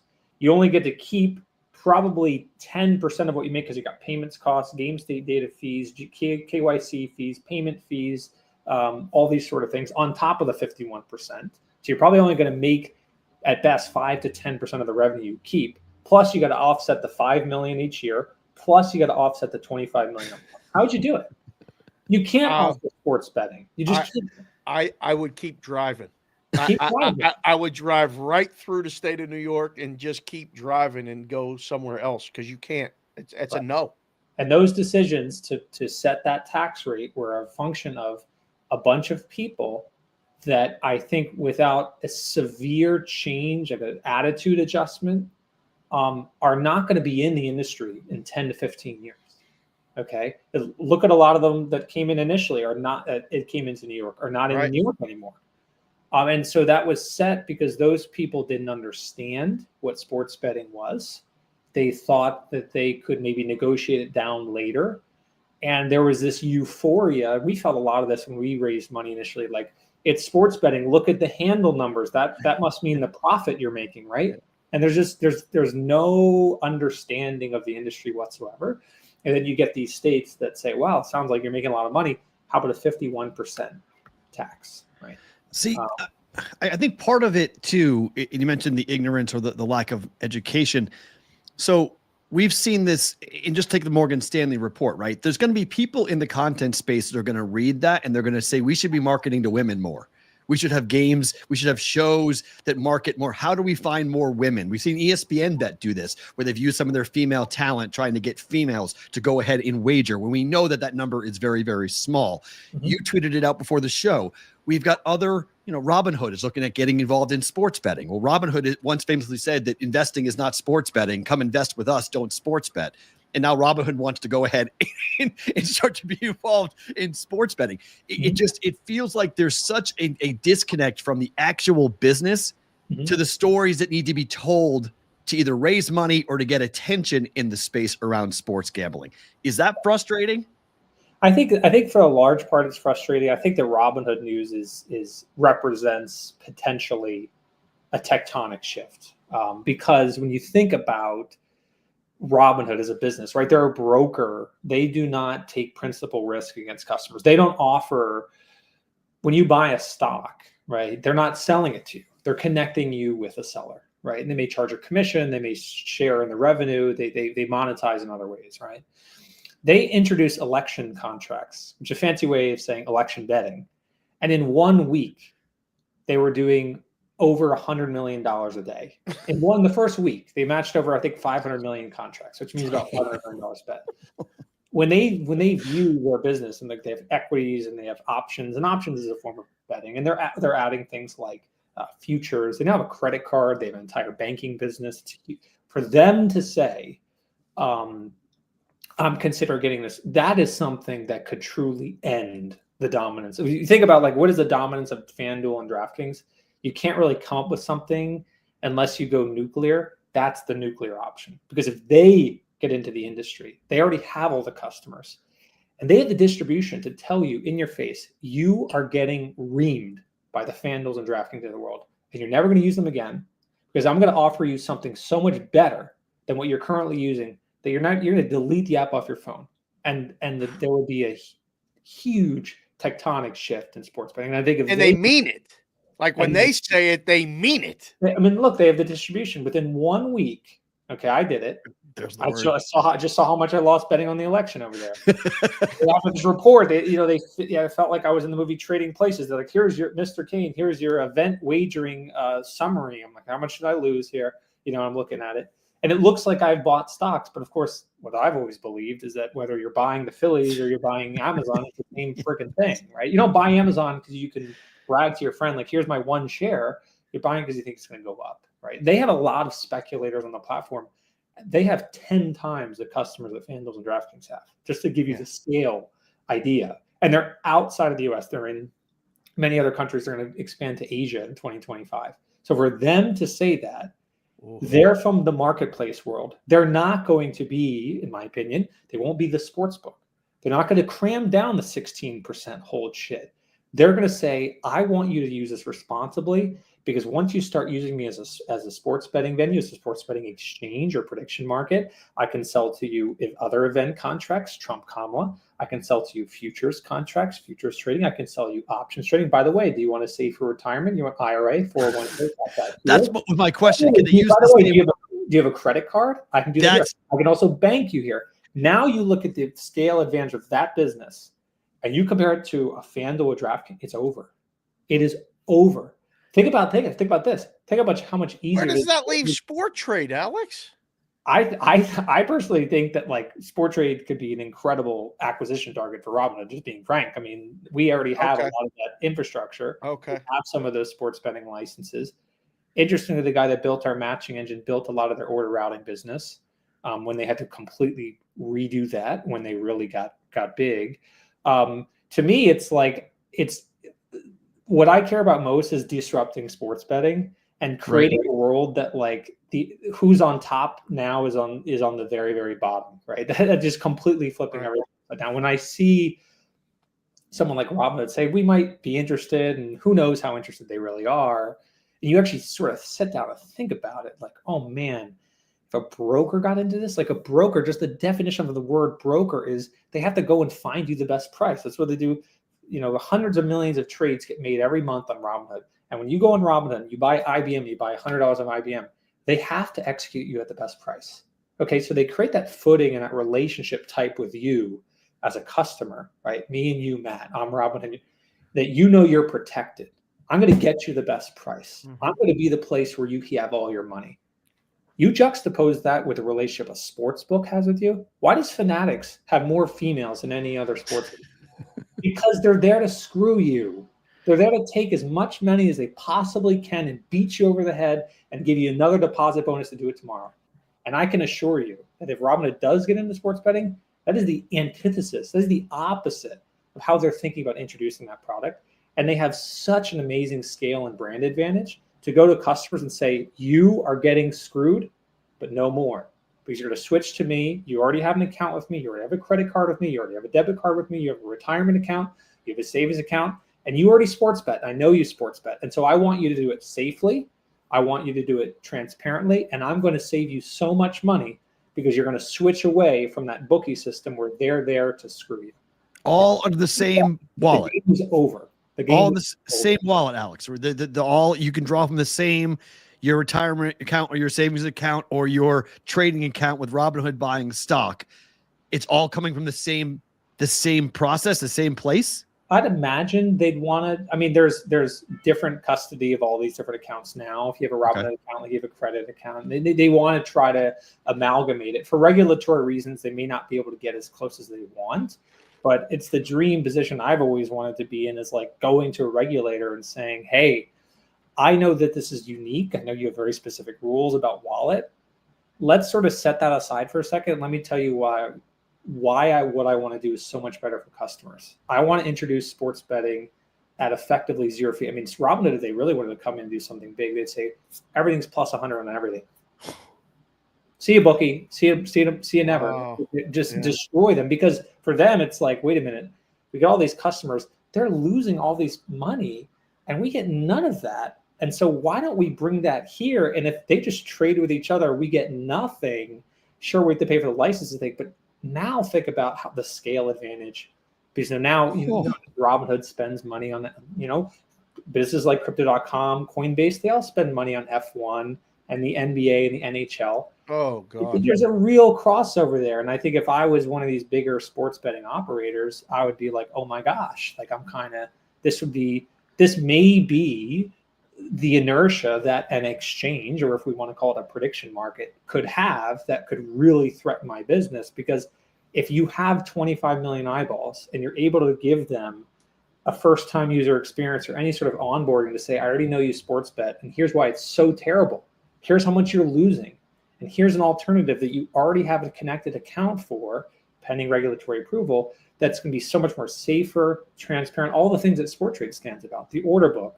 Just the ease of use alone for deposits and withdrawals will get people to come over, let alone you start selling them on price and how much better it is. Can you sell them on the menu? Like, what will be? You could sell them on anything. And you could honestly say, I mean, the great thing about sports betting, right? I've always felt like it's trading. I mean, it just totally is. I mean, SportTrade really brings that to bear with the price being the probability, and you calling it an event contract, which I fundamentally think it is, taking a 21-year-old who is interested in betting the Eagles. Okay. What's the value of that to a brokerage? What is the value of a 21-year-old kid? Really, today, tomorrow? It's almost zero, right? What do they? My brother puts $50 in his Robinhood account. Right. The value of that is to say, sure, come do that on X, on Robinhood, whatever. Enter your brokerage name. By the way, you just onboard someone you now know who they are. Right. You now know where they live. You now have that customer account. You send them a push notification 2 weeks later. Hey, you want to try a safer investment? Here's $5 to go invest in the S&P. They do that. 2 years goes on. Hey, you just got a big bonus. Why don't you connect our bank to here and we'll start giving you 4% interest? and you can sink your teeth in and create this customer relationship where the lifetime value of that 21-year-old may be X to DraftKings or FanDuel, and it's X times 50 for a brokerage, because they're going to say, when this guy's 65 years old and he's cashing out his IRA and he's gifting it to his son, who also is going to have a Robinhood account, the value of this guy is insane. And guess what? You go back to the beauty of bookmaking, the beauty that you always knew was there, Dave. It's not about, you can only kill a sheep once, but you can skin it forever. Okay, so now you get back into that world where you don't have to rush and you don't have to be in those. The guy doesn't even have to make another bet. The 21-year-old can come in and make the first bet and still be a customer for 40 years, like you said, in different ways. And that will change sports betting. And it'll change sports betting because they no longer have to give them these crazy bonuses. You no longer have to make them do the 10-leg parlay, because you have to you have to sort of adjust for the fact that the payment fees are so high and this, that, and the third. And you're no longer directly competing with any other sports book. Right. Like, there are reasons to do this. The reasons not to do this because you've blurred the lines and you're saying you're being irresponsible because you're letting someone bet with their retirement money. I can already hear it now. That's what people are going to say. When in reality, the reality is they already know these customers are betting. And from a business perspective, why would you let someone go pay for a higher amount for a worse product that you can provide yourself? A, and B, it's actually better for the customer because you could start to educate the person, and you would start to see they would almost certainly leverage a lot of marketplace dynamics. They would not take principal risk. They would not be offering 30% deposit match for people that bet the 15-leg parlay. All of that garbage, and it's garbage. And you know it's garbage, David. It is. I know. Garbage would be gone because the pressure for the company to find a way to beat the customer over the head long enough to make up for the initial CPA, all that pressure is gone. When that pressure is gone, you start to say, well, I want to introduce options trading to Matt. I want to introduce futures trading. I have this great 401k match program. They have that now. I have this great IRA match program. By the way, if you tried the Robinhood Gold card, you pay me $10 a month. You get 3% cash back on everything, guys. If you're not using the Robinhood card, what are you doing? I get 3% cash back on every credit purchase I make. It's part of a. Will that lead to like Fidelity getting a sports book? Will that lead to like other, SportTrade is based on, investment and trading and stuff. Will other ones then go, well, yeah, we should get a book too. It's a way, I think that I saw a tweet today. I retweeted. I think I tagged you guys and I said, like, Robin is very interesting because they're the first. They're a very disruptive brokerage, right? They came in and they said, yeah, they're very polarizing. AK, like they might turn people off. That's true. That's true. And they were the first brokerage to come in and say, we're going to pay you $0 and we're going to completely upend the system. And it was two guys that were from the HFT world that said, we're going to build a B2C business. They famously got 1 million pre-registrations on Reddit by saying, we're going to have free stock trading, and they got everyone to sign up immediately. And then they really hit their popular mainstream moment during the whole COVID thing and the GameStop stuff. And that rubbed a lot of people the wrong way. When the fact of the matter is, that was just the brokerage that everyone was using. If everyone using Schwab, the exact same thing would have happened.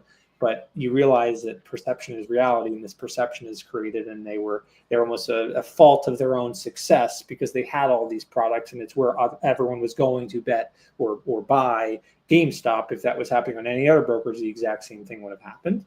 But what's so interesting is, like, you've got Robinhood's own world over here, and then you kind of have TD Ameritrade, you have Fidelity, you have Schwab, who historically have been just the whole brand is so different. And in reality, Robinhood's coming for all their customers. They're saying, I'm getting all the 21-year-olds now. And by the way, they're going to be able to bet in the Eagles. So, like, you are screwed forever. You're never going to get that customer. And I know they have their lifetime value in the next 5 years is almost $0.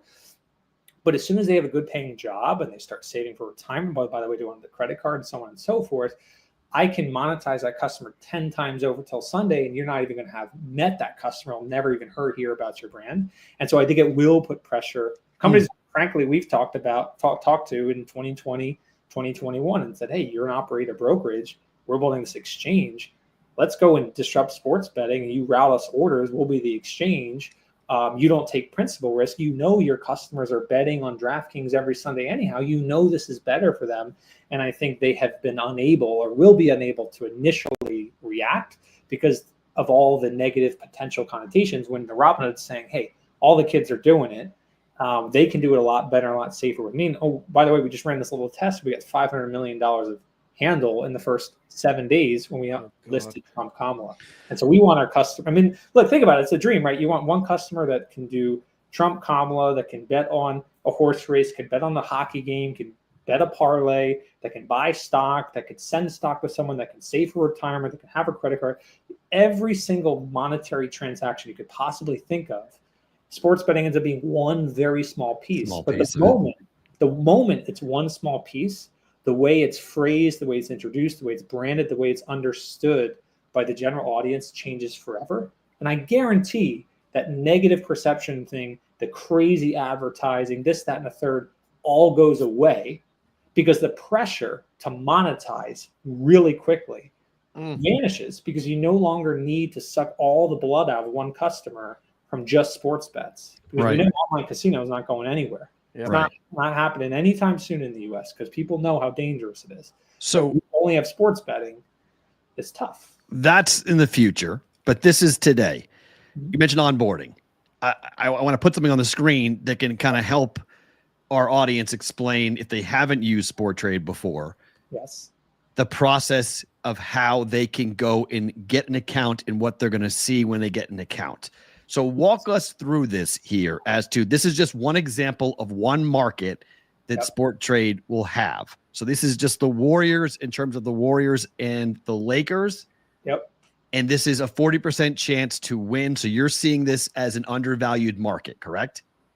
So this is our new onboarding experience. I think it'll go live Friday. I'm introducing it to you guys through you guys now. This is awesome. We sort of learned if you love price and you're all in on sports betting, you're a plus EV better, you're just going to ignore all this and just use SportTrade and American odds, which we allow you to do. But think about like what Robin just said today. It's so like SportTrade is a marketplace, right? So what we want to try to do is for everyone else, the curious players of like, okay, I'll be open to trying. What is this thing? What this first time user experience that you're looking at shows you is how the magic of SportTrade. How does it work? And it's very simple. Just shows you here, like we express as prices as probabilities. Golden State Warriors have a 40% chance to win. You think that's undervalued.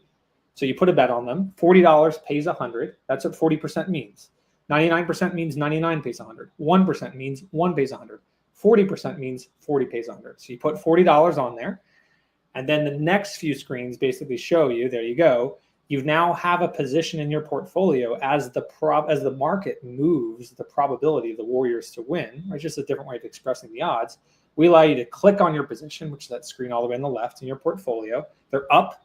It says here 6 points in the fourth quarter. They're now at 80% chance to be the Lakers. So you bought something at 40% chance. It's now at 80% chance.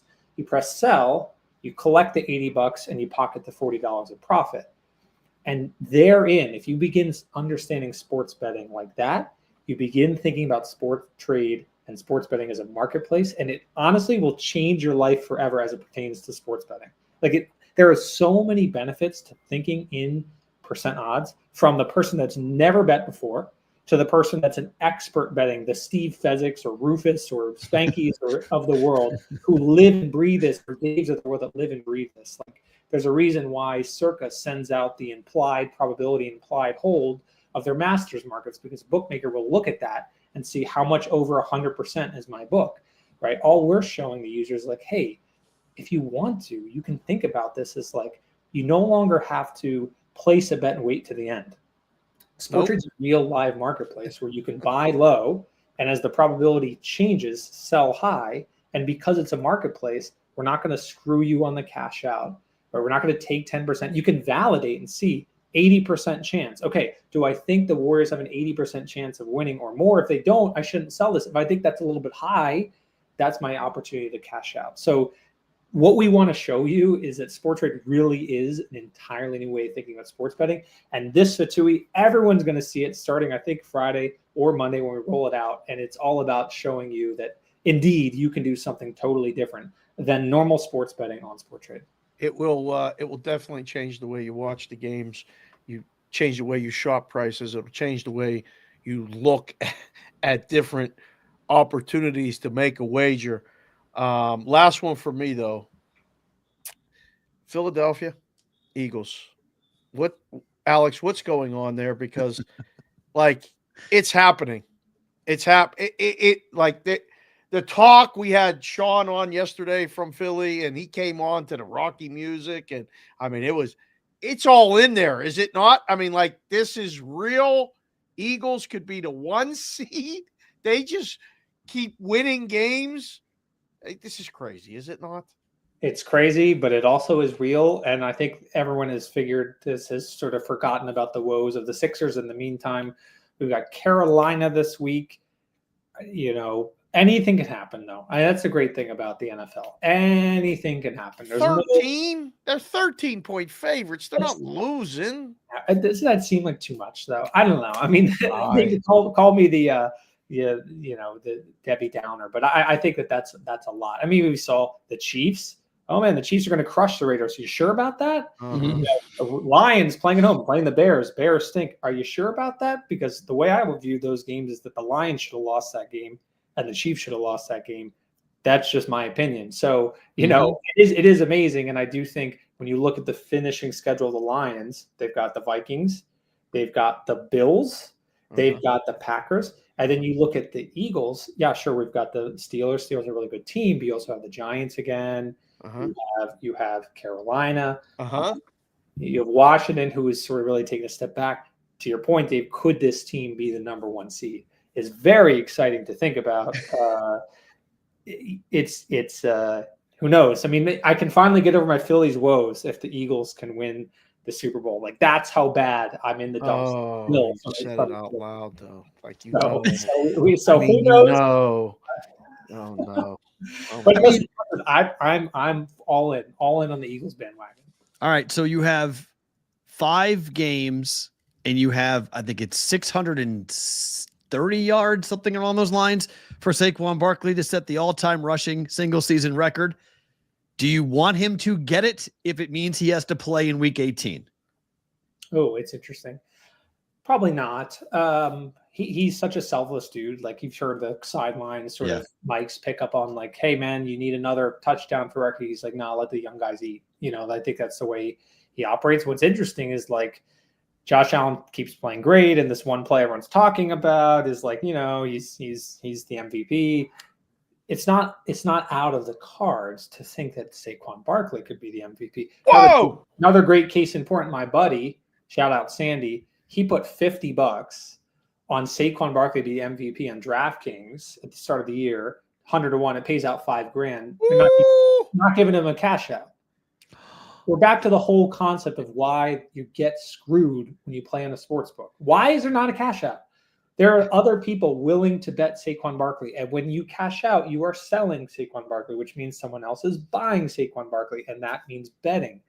It makes no sense. And so now he's like, should I hedge? I don't have enough money to do this. This happens every single day, and they do it on purpose, these sports books. They want to pull the wool over your eyes. So I think Saquon still has an outside chance. It's not 0. It's probably in a range of 10 to 20% maybe, depending on the odds. That is something I would like to see. And I think the Bills have an equal problem of, at a certain point, they may not play a Week 18 or try, if it indeed is that they're going to be, divisional leaders, but they can't possibly get to the 1 seed or vice versa. So I kind of handicapped the likelihood of that kind of equal to what the Eagles are looking at. Look at me, the Phillies. And so, yeah, possible I'm saying it now, it is possible that Saquon could be the MVP. Unbelievable. Alex, great stuff, man. Thanks for coming on. Appreciate it. We'll get you next week. All right. Thank you, guys. Alex Kane, SportTrade CEO, here on a Whale Watch Wednesday. Awesome conversation with him, with a lot of interesting conversation pieces that we'll get into as we roll here. But just to kind of put a button on what Alex was talking about on the Robinhood side of things, I mean, as a guy who's been in the business for a long time, how does that make you feel that this could be a seismic shift in the industry if a brokerage got involved in sports betting?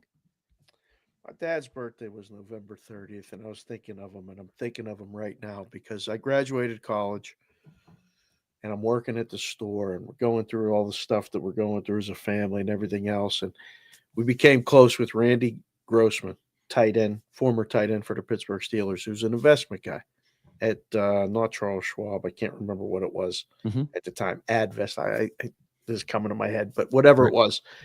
And we would go to lunch all the time. And we would talk about football and Randy told stories and all this other stuff. And him and my dad became real close. And I listened and learned so much from him about the investment business. And I used to sit there and say, this is just like sports betting, right? And he's like, no, it's not. You've got to be regulated. You got to do all this other stuff. You can't be like the bookies I'm like, Randy, no, it really is the same. Like, they're just buying and selling. And like, we should go around and give seminars on how to bet, just like you guys are doing right now on how to invest. And my dad looked at me and said, who in the hell's going to come, Dave? And I said, Dad, I don't know, but like we could do it because someday this is probably going to happen. And they were like, Dave, what are you talking about? It was a 22-year-old kid who thought he knew everything or just was putting an opinion out there. I'm watching all this now going, can't believe this. If Robinhood decides to do this, Alex is right. Like, you're going to have to compete on something, but it ain't going to, what do you have left? If they can automate the whole process and make it even easier, they ain't going to care about bonuses. They ain't going to care about none of that crap. I think the idea of having your money all in one centralized place will freak people out. Okay. Straight out, people will be like, wait a minute. So how much control does this company have? Like all of my money is now tied to one place. My gambling is tied in one place. They can monitor everything. They can sell my information. They can watch me. They know how much I'm betting. So that would be my concern with that. But I understand because that was the whole thought process when DFS, and I think I saw it a couple of days ago, that DraftKings last month led everybody with like 2.4 million downloads of their DFS product plus their online sportsbook. Right. And people are downloading DFS. It's going back that more people are downloading DFS from betting because they tried DFS. They liked it. Oh, I like gambling. Let's go to gambling. And they're losing as gambling and they're going back to daily fantasy. Right. And being more involved in those types of daily fantasy products. So they're downloading more of those applications because sports betting hasn't worked out for them. So that's a question I would have is, okay, we did this before where we thought DraftKings and FanDuel, because they had the database, they were going to instantly have a leg up. Okay, well, it worked because those are the big two. Well, what happens when Robinhood or another firm that has a database of millions of different people turns it on and says, hey, guys, we can do this? The price conversation is the one that got my attention, though. If they came out and said, we're offering even money bets on everything, every price is, we don't need to worry about the juice. So we're not trying to make money on you. We just want your money to be in our ecosystem. So here you go. Changes everything. That's not bookmaking anymore. That changes. That would be, I mean, my God, that would be crazy if that were to happen. The problem with all of it is it's a different product. Like that is not, like you said, that's not bookmaking. Yeah. Like I learned the business, from betting and from booking, and from odds making so that would be different, but the little guy would have no shot. The little guy would forget about it. The only thing left after that is the credit. Well, that's the crazy part, right? I mean, look, there's certain states that are really toying with the idea of allowing DraftKings and FanDuel to take credit card gambling. Like there's a lot of states that are considering it because, I don't know why they want, it took every last dime. So let's take it at 28% interest. But they're seriously considering saying, well, what's the difference between a debit card and a credit card? It's both, same transaction. What does it matter? Well, one's obviously 28% interest, 35% interest, whatever it is. One's a loan shark, one's your actual money. So there's a difference there, obviously. But certain states want you, Mr. Gambler, to gamble as much as possible because they have to keep you gambling to keep their tax revenue up.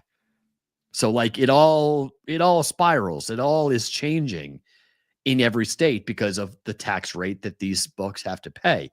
What Alex was saying is now we're done with all that. Now it's all different. because we're not a book. We're not bookmaking.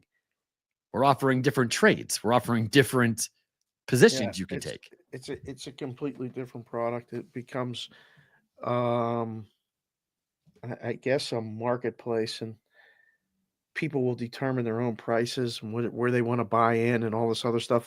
I'm still of the belief that you could run a book with enough customers, let them come in and bet, and we'll play the game back and forth. You'll get me, I'll get you. Right. It'll be enough. It'll Right. be a good experience on both of our ends. Just, don't bet a bad line. I was reading a thread earlier this morning about a bunch of people must have got blown out at Fliff yesterday. Fliff is realizing that, the bookmaking game is a little bit harder than just putting up fake lines and taking bets at minus 130 on one side and minus 118 on the other. And when they get imported lines and get hammered on one side of things, they just kick people out. We would run a book. I would love to be a part of a massive thing like that. More customers, the game gets easier to bet, to book. Like you don't, the price is right there. We're not disguising anything. There's no beards. There's no fiancés. There's no, everybody is who they say they are. Like if you open up credit card betting, do you realize the amount of fraud that you're opening up? Yeah. Nobody is nobody in that situation. And who do you call? I mean, I'm impressed with the way they do the crypto. I've had to try to learn that from different sources and different people. I'm fascinated by it because there is no real tracing of anything. Like you get it and it's yours, and then it's the other person's when you send it back. It's like almost exchanging the way you used to exchange envelopes. Here's yours. Make sure it's all good. It's good. Okay. This whole thing is, listen, you asked me yesterday, where do you want this show to be in 2025? I have no idea. I want to keep doing it. If somebody wants to invest in a show, I'd like to know what they want. Right. Because I want to keep talking about it. Right. But this business is changing so fast. I don't know. Be happy to be on the content side. That's all I got to say. I feel like the lights could just shut off anytime. But at least we got the logo, we got the thing, we got people control. Helping. We have the control. That's the most important piece. They're gonna have to rip that out of my hand. Right. That's the control. I think, like I was saying to Alex, the first thing I thought of when I read that Morgan Stanley report, I went, there's some idiot in a boardroom, part of some conglomerate, who's saying out loud, should we do a show geared towards females for gambling? Who could we hire that could market to women? Because look at this data, guys. Look at the data. The data is clearly saying the biggest bettors, the fucking biggest bettors are women, guys. They're placing the biggest bets. Women are placing the biggest bets. We've got to find a way to market to them. How do we do this? How do we create content that's going to attract them that they can go to a book and say, hey, look at this. I got 50% of a women audience. This would be incredible. Let's build this show. Because the data is complete bullshit. And nobody can sit there and say that this Morgan Stanley thing is garbage, right? Like this isn't real. What do you mean, Matt? It's real. Look at the data. The data says, just like the numbers and all this crap that comes into podcasting and viewership and distribution and everything else that goes in the new content catchphrase words, right? It's all garbage. It's all just convoluted, twisted, and turned up as to what question are you asking? Because you're not asking the right question. Amen. You're not asking the right question. Preach on, brother. If you ask the right question, I'm going to cry. All of a sudden, everything goes, oh my God. What? Oh. You mean that those accounts are not actual Mary Jane Smith from Indiana? What do you mean? Come on. So there's people who are doing things that are nefarious with that, with the sign-up bonuses at Fanatics. What? I can't, a part of me wanted to reach out to be like, I know you're doing your job. I know as a reporter, your job is to take this data and then go ahead and put it out there and say it out to the world. This is what Morgan Stanley uncovered. But a part of me wants to go, you're just pushing this narrative out there and you're helping them do this because it's all not true. Oh boy. It's all fake. Oh boy. So like, that's my problem with the whole thing. That's my issue with it as I watch this get told publicly, knowing I'm from the content space. And I know I've had bosses that would take that information and look to build content pieces because they'd sit in a room about planning out your show for 25. And they would ask me, Matt, what's your plan to attract women to your show? Yeah. Because they're the biggest gamblers. Right. This data says that they make the biggest bets. So what are we going to do about it? I don't know. Nothing. What do you mean nothing? You can't do nothing. You can ignore this data. This data is what it is. Like, that's my problem with the whole world of this stuff that goes on, because you weren't asking. If you ask the right question and ask you to go, is that accurate? Like, is that true that women make the biggest bets? Like, how many women do you know that bet? And of those that do bet, are they placing the biggest bets you know? Because I need to meet someone who says yes. What world do you live in, and what circle do you run in? Because I really, really want to know this. I want to know where the big bets are coming from with the women. Can you imagine telling all that stuff to somebody who in their mid-20s lived in the Caribbean for a couple years and then moved back to the United States and lived in Vegas for 20 years and worked in the books for 17 of them? You just said a lot of the stuff out loud that I've been like, I mean, we've had meetings with people that have come to us and said that exact thing, like all of that. And I just go, I don't think that's going to work. And they're like, what do you mean? We're good. Like, you just try to politely tell them the truth. Yeah. And they don't want to hear it. And then you go, well, what are you guys going to do? The show. We're going to go do the show. We're on every day, Monday through Friday, around 11 o'clock to 11:30 Pacific start. We go for an hour and a half to an hour and 40 minutes every day. It's really a lot of fun. You should come and join us. And that's it. It ends the meeting. There's nothing left to say at that point, P. Rolt. Yeah. You're trying to convince somebody of something that they think they already know. And I mean, look, there's Chicago Kristen. Hello. This is great. She's going to be she already is one of our biggest advocates. And I genuinely spent some time with her and really enjoy her company. On the flip side, there are lots of women who want to bet, True, but they are intimidated by the terms and numbers and lines, etc. 100%. Agree. Don't misunderstand what I'm saying, Kristen. I'm not saying women shouldn't or can't or don't want to bet. I'm saying there are not women making the biggest wagers in the industry. That's what the Morgan Stanley report said, that women place the largest bets, which the sentence in itself should be laughed at by anybody in the industry. You'd go like, what are you talking about? Let's go into a sports book and you tell me how many women are sitting in a sports book right now. Sit at Circa, just sit there at Circa for a day. And you tell me how many women walk up to the counter and make bets. You just tell me. And then you tell me how much are they betting. It would probably be 10%, or less. So you tell me those of the average gambler that comes to Circa bets $25 that the women are coming in betting 4 figures, 5 figures, all 10%. They're all in there making. I will give you an example of a story before we get to BVB bonus time, which is in about 7 minutes. Mm-hmm. We had a woman who was stationed at one of our locations in Vegas, and she was betting $20,000 a game to $50,000 a game in the NFL. Okay. We let them, I just assumed it was other people, but yes, right. She bet $10,000 a game in the NBA. Consistent, great customer. And it was, she was working. It wasn't her account. Mm-hmm. Back then, people signed a form that said they were what was the word? Not agents. They were agents. I think it was a form. Right. Runner. Agent. It was a runner, essentially, that they were running for other people.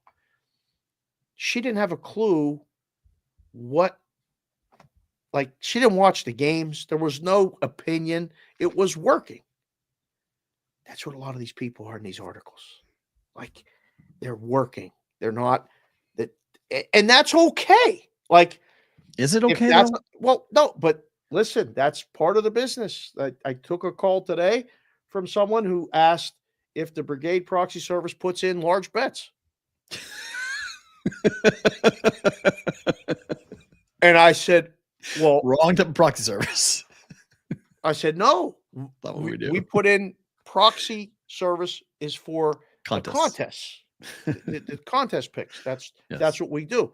Yes. So I don't know who's listening. I don't know who's watching. And I was like, but I was like, okay, and they said, well, do you know anyone that will? And I said, this is an in-person conversation. Yes, right. We go have lunch. Like, I don't know who's listening to this conversation. Yeah, that's what I said. I said, hold on, I don't know what exactly you're asking, but I think we know people. Yeah. There's Johnny. I am not okaying this recording. Whoever is recording this, I am not authenticating or I'm not authorizing the recording of this conversation. Right. I said, this is crazy. But there's a lot of things. And the person on the other end didn't understand that, like, somebody's got to pay the taxes. If you're betting 10,000 a game, you walk into a sports book and deposit $100,000 and you're going to bet 5 dimes a game. I mean, it's only 20 bets. So you really need to have more money in there. Well, okay, now you have to check the source of funds and all this other stuff. But like back in the day, you didn't have to do any of that. You had to sign a form and say you're an agent, and you bet, counted the money, and put it in a drawer. It's a lot more difficult now. Johnny Parlay just came in the chat and said, my buddy Kenny the Rat was a runner.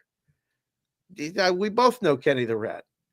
I'd love to have Kenny the Rat on the show. He's ready to talk and tell his story. Oh, no. Okay. He told me, I told you he's one of the best stories ever. They met in Marie Callender parking lot.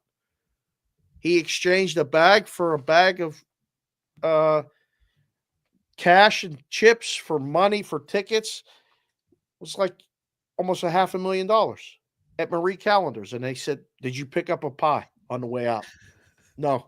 I drove by Marie Callender on the Wednesday before Thanksgiving. Couldn't believe it. It was 100 people deep. Still works. 100 people deep. It was wrapped around. I go, what the hell is going on at that place? And I went, oh, it's Marie Callender. Everybody needs their pies for tomorrow. Yep. The pie company. Can't order them online. You got to go get it in person. Got to go get it in person for sure. Sit in line and wait. If you're going to get one pie, what is it? Apple. Yeah, I would have bet you were an apple. I'm an apple guy, but I'm an apple and I need ice cream on it top. I can't just do straight apple. I got to get it. It's got to get warmed up with vanilla ice cream. And then I'm put it in the chat. And you sick mofos, don't put the other kind of pie. I'm talking about a pie that you eat for Thanksgiving. Pecan pie for Marcella. Do you say pecan or pecan? What do you say? Pecan. Pie. I say pecan pie. Pecan. Banana cream. Cream wins. Whitrock. Yep. Cherry. What are we doing? What are we doing? 1980, 85 songs. I would have bet that it was either Butchie or JPC the fourth, and we can't put it up, but you guys win. I knew one of the two of you was gonna say it. Not that kind of pie. Pumpkin pie. Like pumpkin pie. Apple from Sweet Lena's. Potato pie is highly underrated, but pumpkin cheesecake. Whoa. Really? Key lime pie. Little bougie. Coconut cream. What the? Wow, guys. Blonde, what? Coconut cream. Yes, apple is goated. I would agree with that. Yeah. Apple wins. Apple's most consistent. Yeah, it's there. It's great every time you can. It's like Alabama in the playoff. It just automatically happens. Straight to you. You know what it's coming. Don't need no ice cream. You can have it straight. You can put it on. That's great. Bring them in. By the way, if you guys haven't gone and watched AFC North Hard Knocks, I cannot recommend it more. It is awesome. It is absolutely 100% worth your time to watch it. You will go, now there is Hard Knocks. Like that's what we all I loved Hard Knocks when it started. And I loved the 24/7s with the fighting and the hockey and all that. So you got that kind of vibe. Oh, there's no debate. It's back. They got their fastball back. Like they finally figured out what football fans actually want and what we want to see and how we want to see it and the stories we want to know about and just the way the coaches interact and the way, I mean, McAfee did it with a bunch of former NFL players today and talked about the fact that like they were all like, let me back in the locker room. Like that made me want to go play again. Like let me go back and miss, put man. That's what you miss. So it gave a nice look into what it's really like to be an NFL football player and a coach during game week. None of this, like, nonsense training camp garbage. Like, this is real stuff where all the coaches are lined up and they're all saying things that make you want to go run through a wall. And you're like, man alive, this is unbelievable. Like, this is really cool. And you see the hatred too. They do a great job of portraying like just the geography of the AFC North and how close they are in mileage, but how similar the cities are just with their history and their lineage and what their fans are all about. And like, bravo, like absolutely bravo. Go check it out if you haven't watched it. That's an endorsement without being paid. I'm just telling you, go watch that on HBO Max for that. For you guys who are with us live, don't move. If you're on the replay crew, thank you for being here. We appreciate it. Thursday, tomorrow, Prime. Adam Bjorn joins us for a primetime Thursday. Rest of you guys, you get bonus time.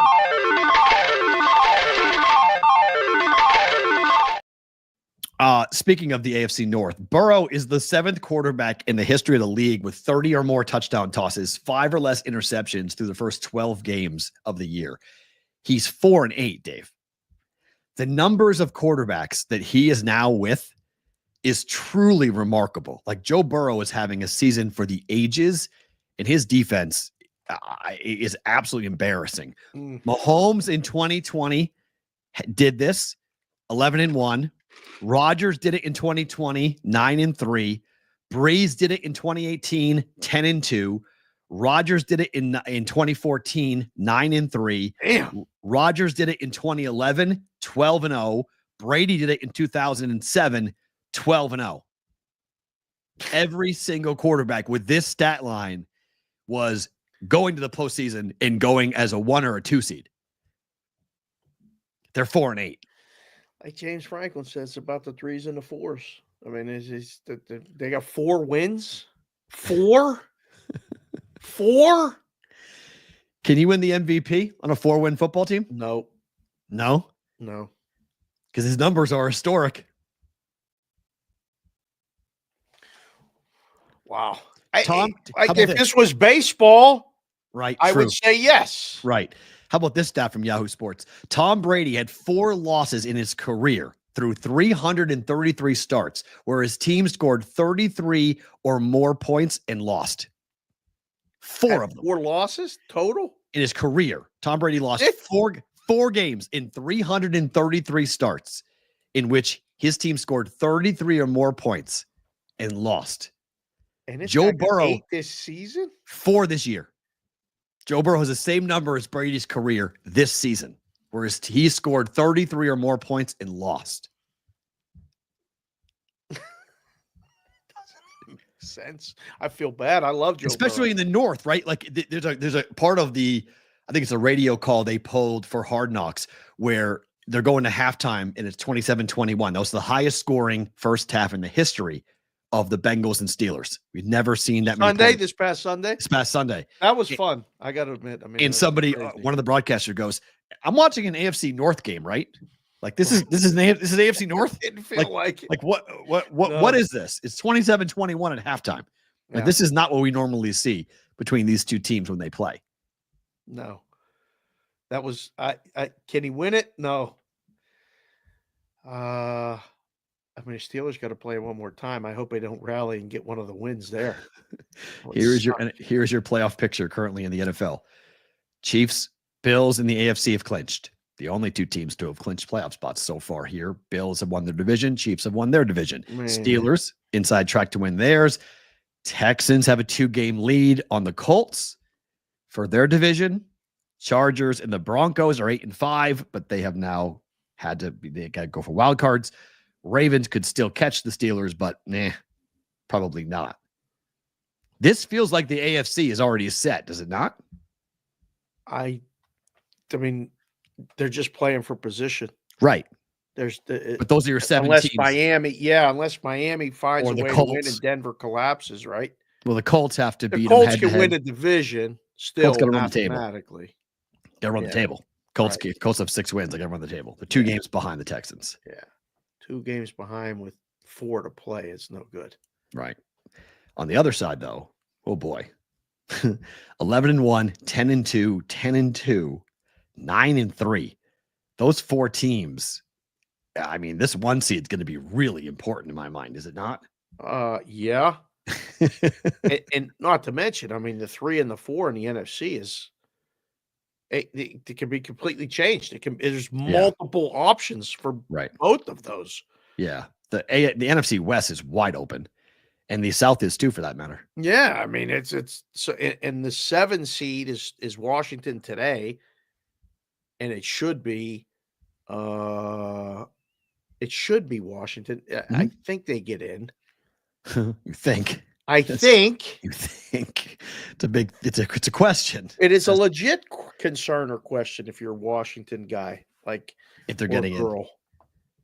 Playoff in the NFC, watching what will happen in the standings for the NFC is going to be a lot of fun to see, because you have Tampa at 6-6, Arizona at 6-6, the Rams are 6-6, but the Cardinals and Rams are live, and heck, even the Niners at 5-7.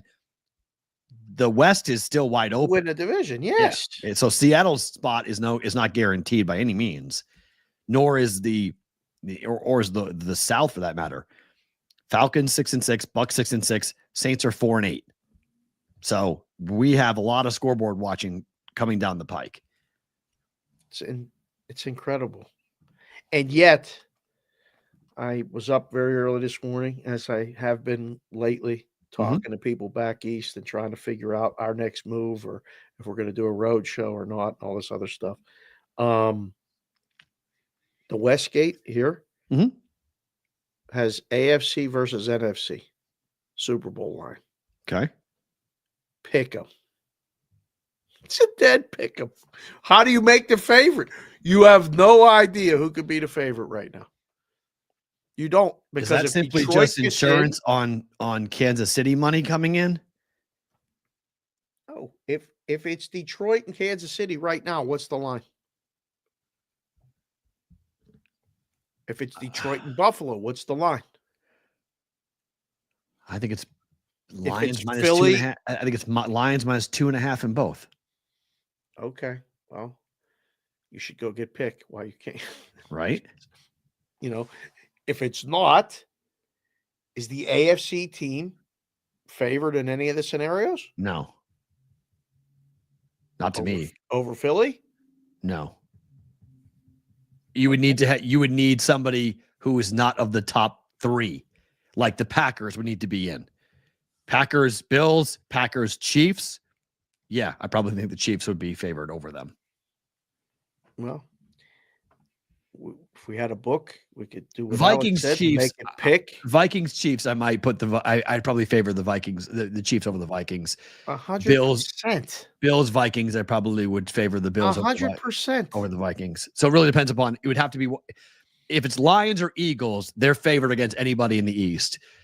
But in the AFC, you mean? Yeah, sorry, over the AFC. Sorry, excuse me. Or I think Lions Bills is pick them, or maybe I would let you do Lions -1 and see if they bet it. I'm going to keep making the NFC favorite against the Chiefs. The Eagles game last year. Who played last year in the Super Bowl? Chiefs and the Niners. No, Niners last year. Yeah, it was. Yeah, and they're favored. The Niners are favored by 2.5. Right. Whew, that's interesting. How really depends on who wins. The question on the screen. It's gigantic. Gigantic. As opposed to the baseball playoffs, it made it like it was not a big deal, or it was too much of can't be off. Talking about the college football playoff and having a bye, and no, you shouldn't have a bye. You need the momentum. You play a home game and all this other stuff. In NFL, I think one thing everybody can agree on is that bye is, we're in bonus time. It's fucking huge. Tonight, probably the best night of college basketball so far this year. I mean, there is so many good games tonight. This is a dominant game, a dominant sport night for college basketball, starting with number 1 Kansas on the road at Creighton. The number is 4. I'm just telling every Kansas fan, I know the Jays look like crap in Vegas. I know things haven't been great, but this is a game that people in Omaha have been waiting for a very long time. Yeah, but Kansas, they're not shooting the ball. But if they do at home, and they are a much better shooting team at home than they are on neutral or on the road. Nebraska beat them. They are a different team. At Creighton. Nebraska beat them because Nebraska did playing physical is not Kansas's MO. I mean, Kansas doesn't want to play physically. I mean, Kansas wants to use their athletes. It all comes down to 3-point shot. The Jays opened up against Nebraska, I think 2 for 15 from behind the arc. Okay. So if they do that again tonight, they're going to lose by 30.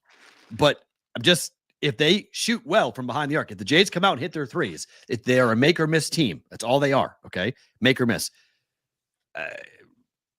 They're at 100%. Eric's asking, are the Jays 100%? Yes, they are 100%. They have everybody playing tonight. Kalkbrenner is going to have to try to prove he can be a first-round pick tonight, because if he gets dominated and he gets destroyed, which could happen, Dickerson could kill him. If Dickerson kills him, then it's bad news for him.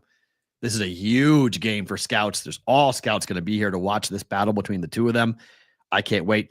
Bill Self, really, JR, you're talking to somebody who watched Bill Self lose to Northern Iowa, okay, in person.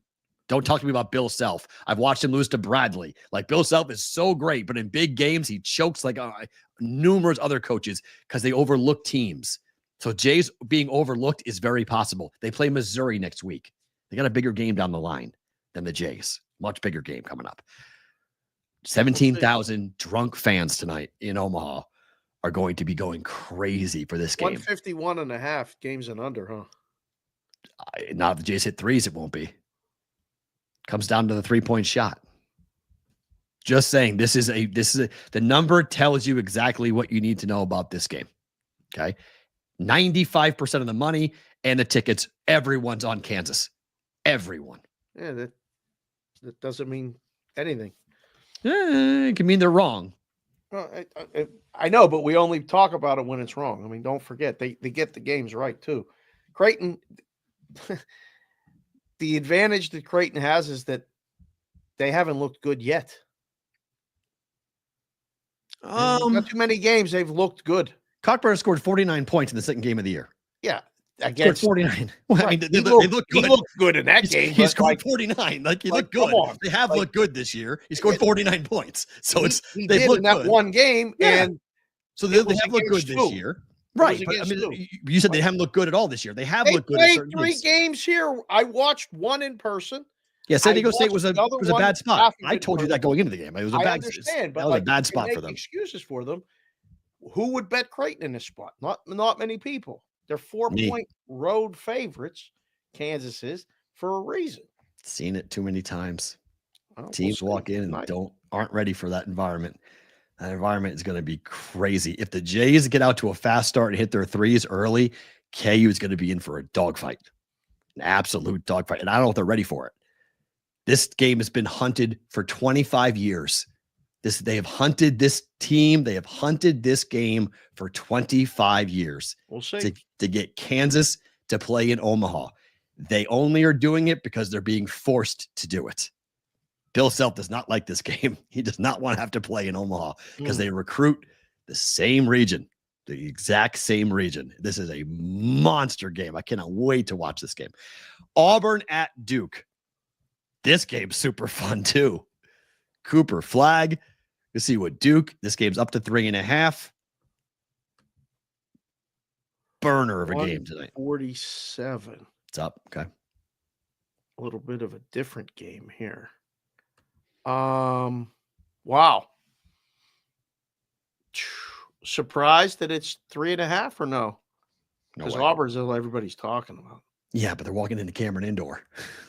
December road games are really freaking hard. Like, these are true road games. This is what college basketball has been clamoring for forever. We get it all tonight. We get home teams. We get big brand name games on not neutral. None of this neutral site crap. This is on campus games.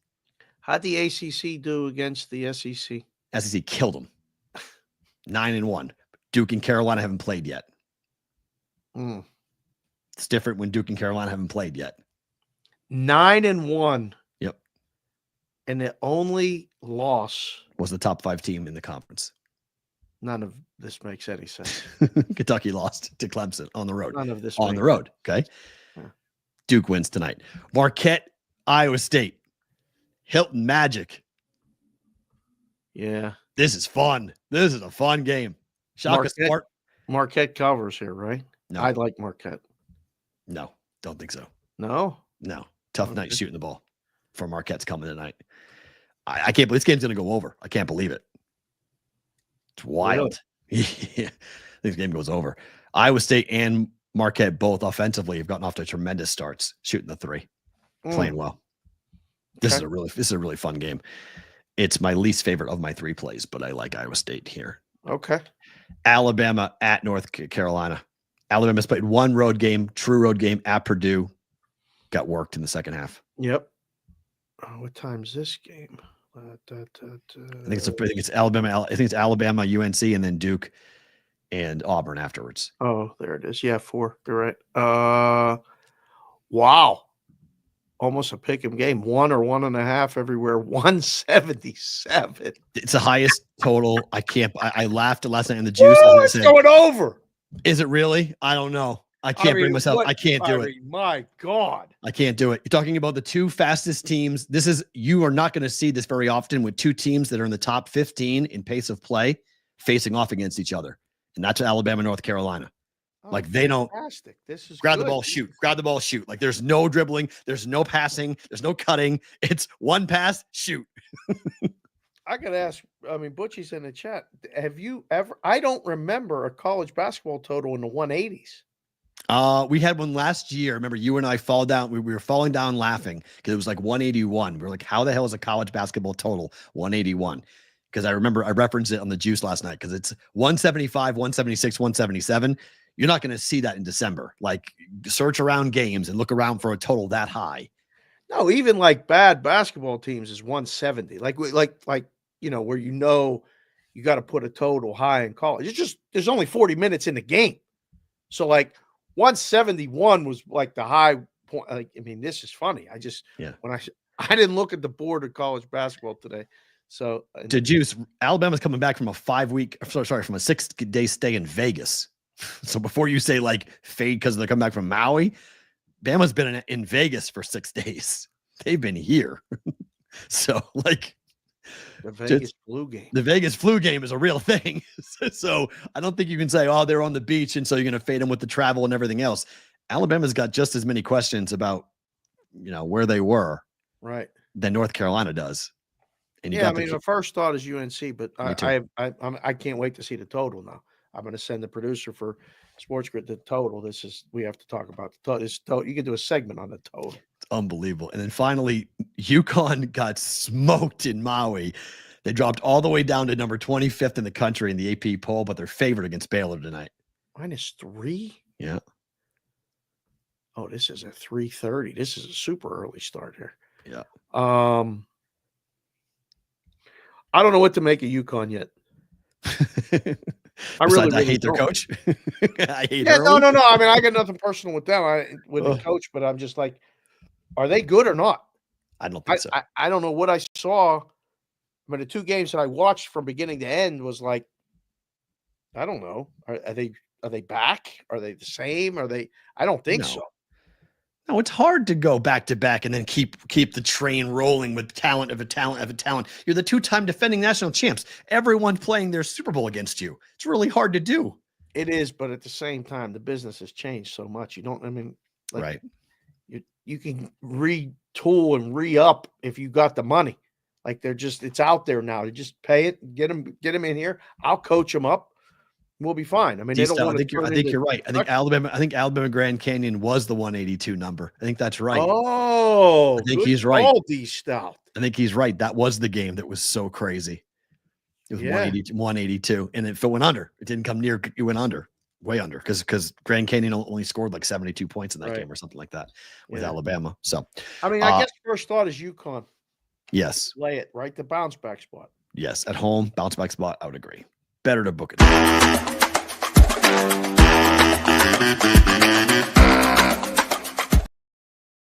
I took the points. Give me the Jays.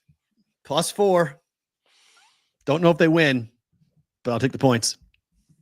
The play makes sense, but until I see it, and hopefully for Creighton people and everything, hopefully this is your best game of the season. Mm-hmm. Because They need to be. If they get down, oh, forget it. You're and it starts to be Yeah. like, oh no, chuck it from 3 and like have to. This could get ugly. 100% agreed. Yes, it all comes down to 3-point shot. I mean, period. And really leading at halftime too, like taking the Jays plus 2.5 in the first half, probably not a bad play either, because either they're going to be down by 10 at the break and then that's it, and the second half gets really ugly, or it's going to be a dogfight and they're going to be right there to the end and see if KU makes a play or two at the end, because I don't see them coming back on Kansas. I don't think that will happen. North Carolina did that against Kansas. On the road, I don't think that it's on the same level here for KU, but They do have bigger games. This is not a big game for Kansas. This is a huge game for the Jays. I got better points. I laid 2 with Duke last night.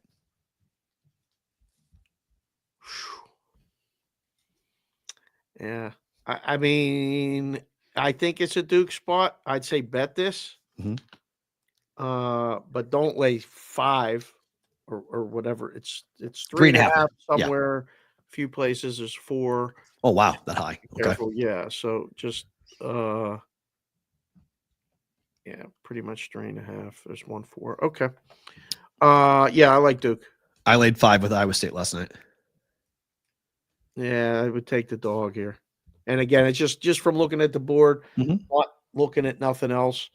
No besmirching Iowa State. These teams haven't played in these environments. Like the reason why I'm going with home favorites and all this. Same thing with North Carolina. If you haven't played at Hilton, if you haven't played in the Dean Dome, and you haven't played at Cameron Indoor, and you haven't played at Creighton and at the Chi Center, these are all non-conference games where these teams on the road have never walked into this building.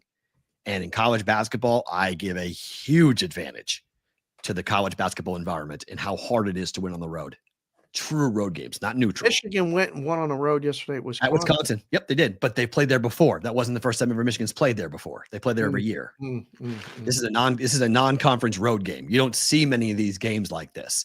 This is why they created the ACC, Big Ten Challenge, where they traded the Big 12 SEC Challenge. I like this ACC SEC thing.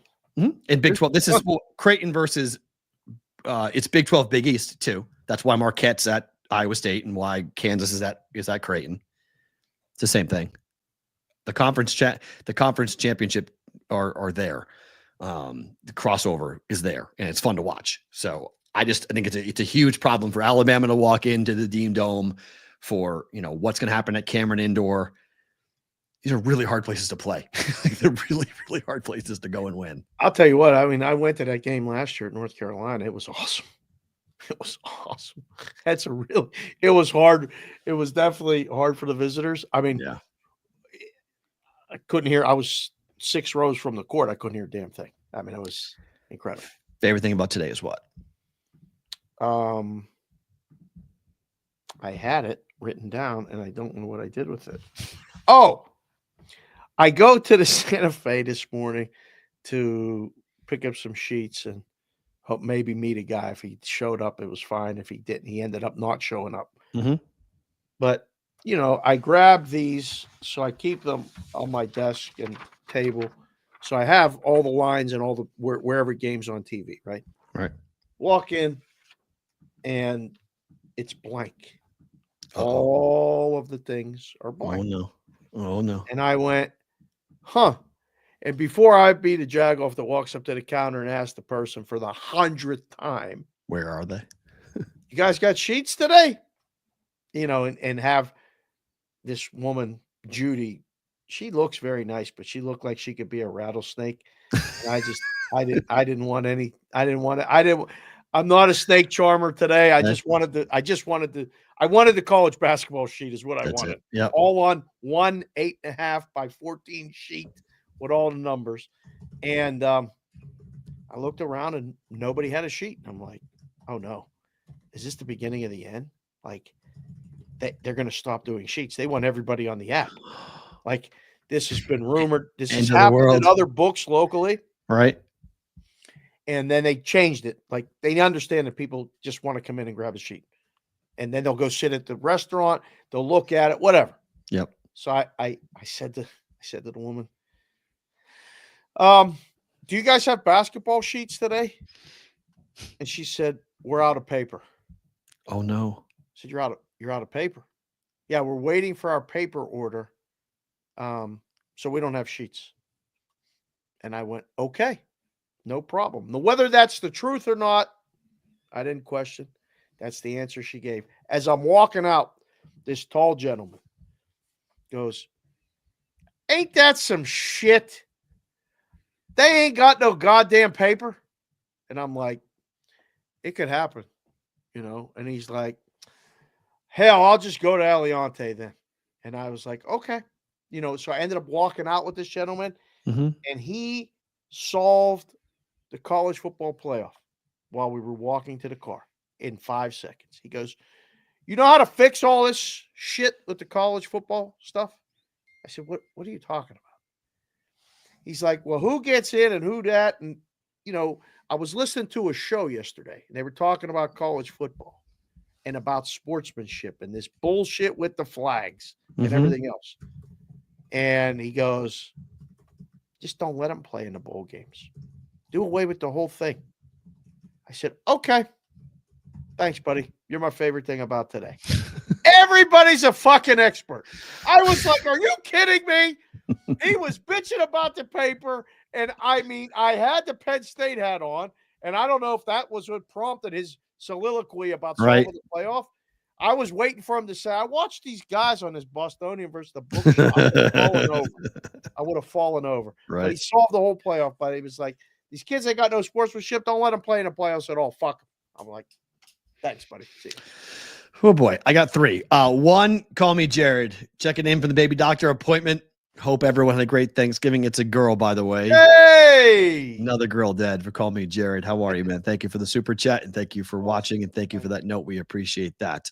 Thank you goes to James, who sent me the story from David Purnham this morning that a professional poker player pled guilty this morning to defrauding bettors in New York and Florida by falsely claiming to have inside information on sporting events.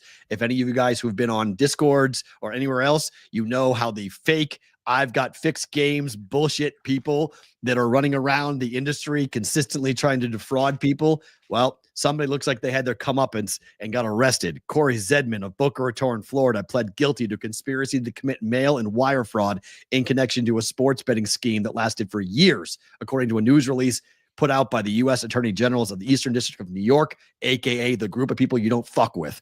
Federal authorities allege that Zedman and his partners misled customers to pay the organization for betting advice by claiming to have knowledge of non-public injury information, dirty referees, and fixed games. According to court documents, the scheme lasted from 2006 until 2020 when they were arrested for doing said thing. 2006 to 2020, 14 years? Of running that scam.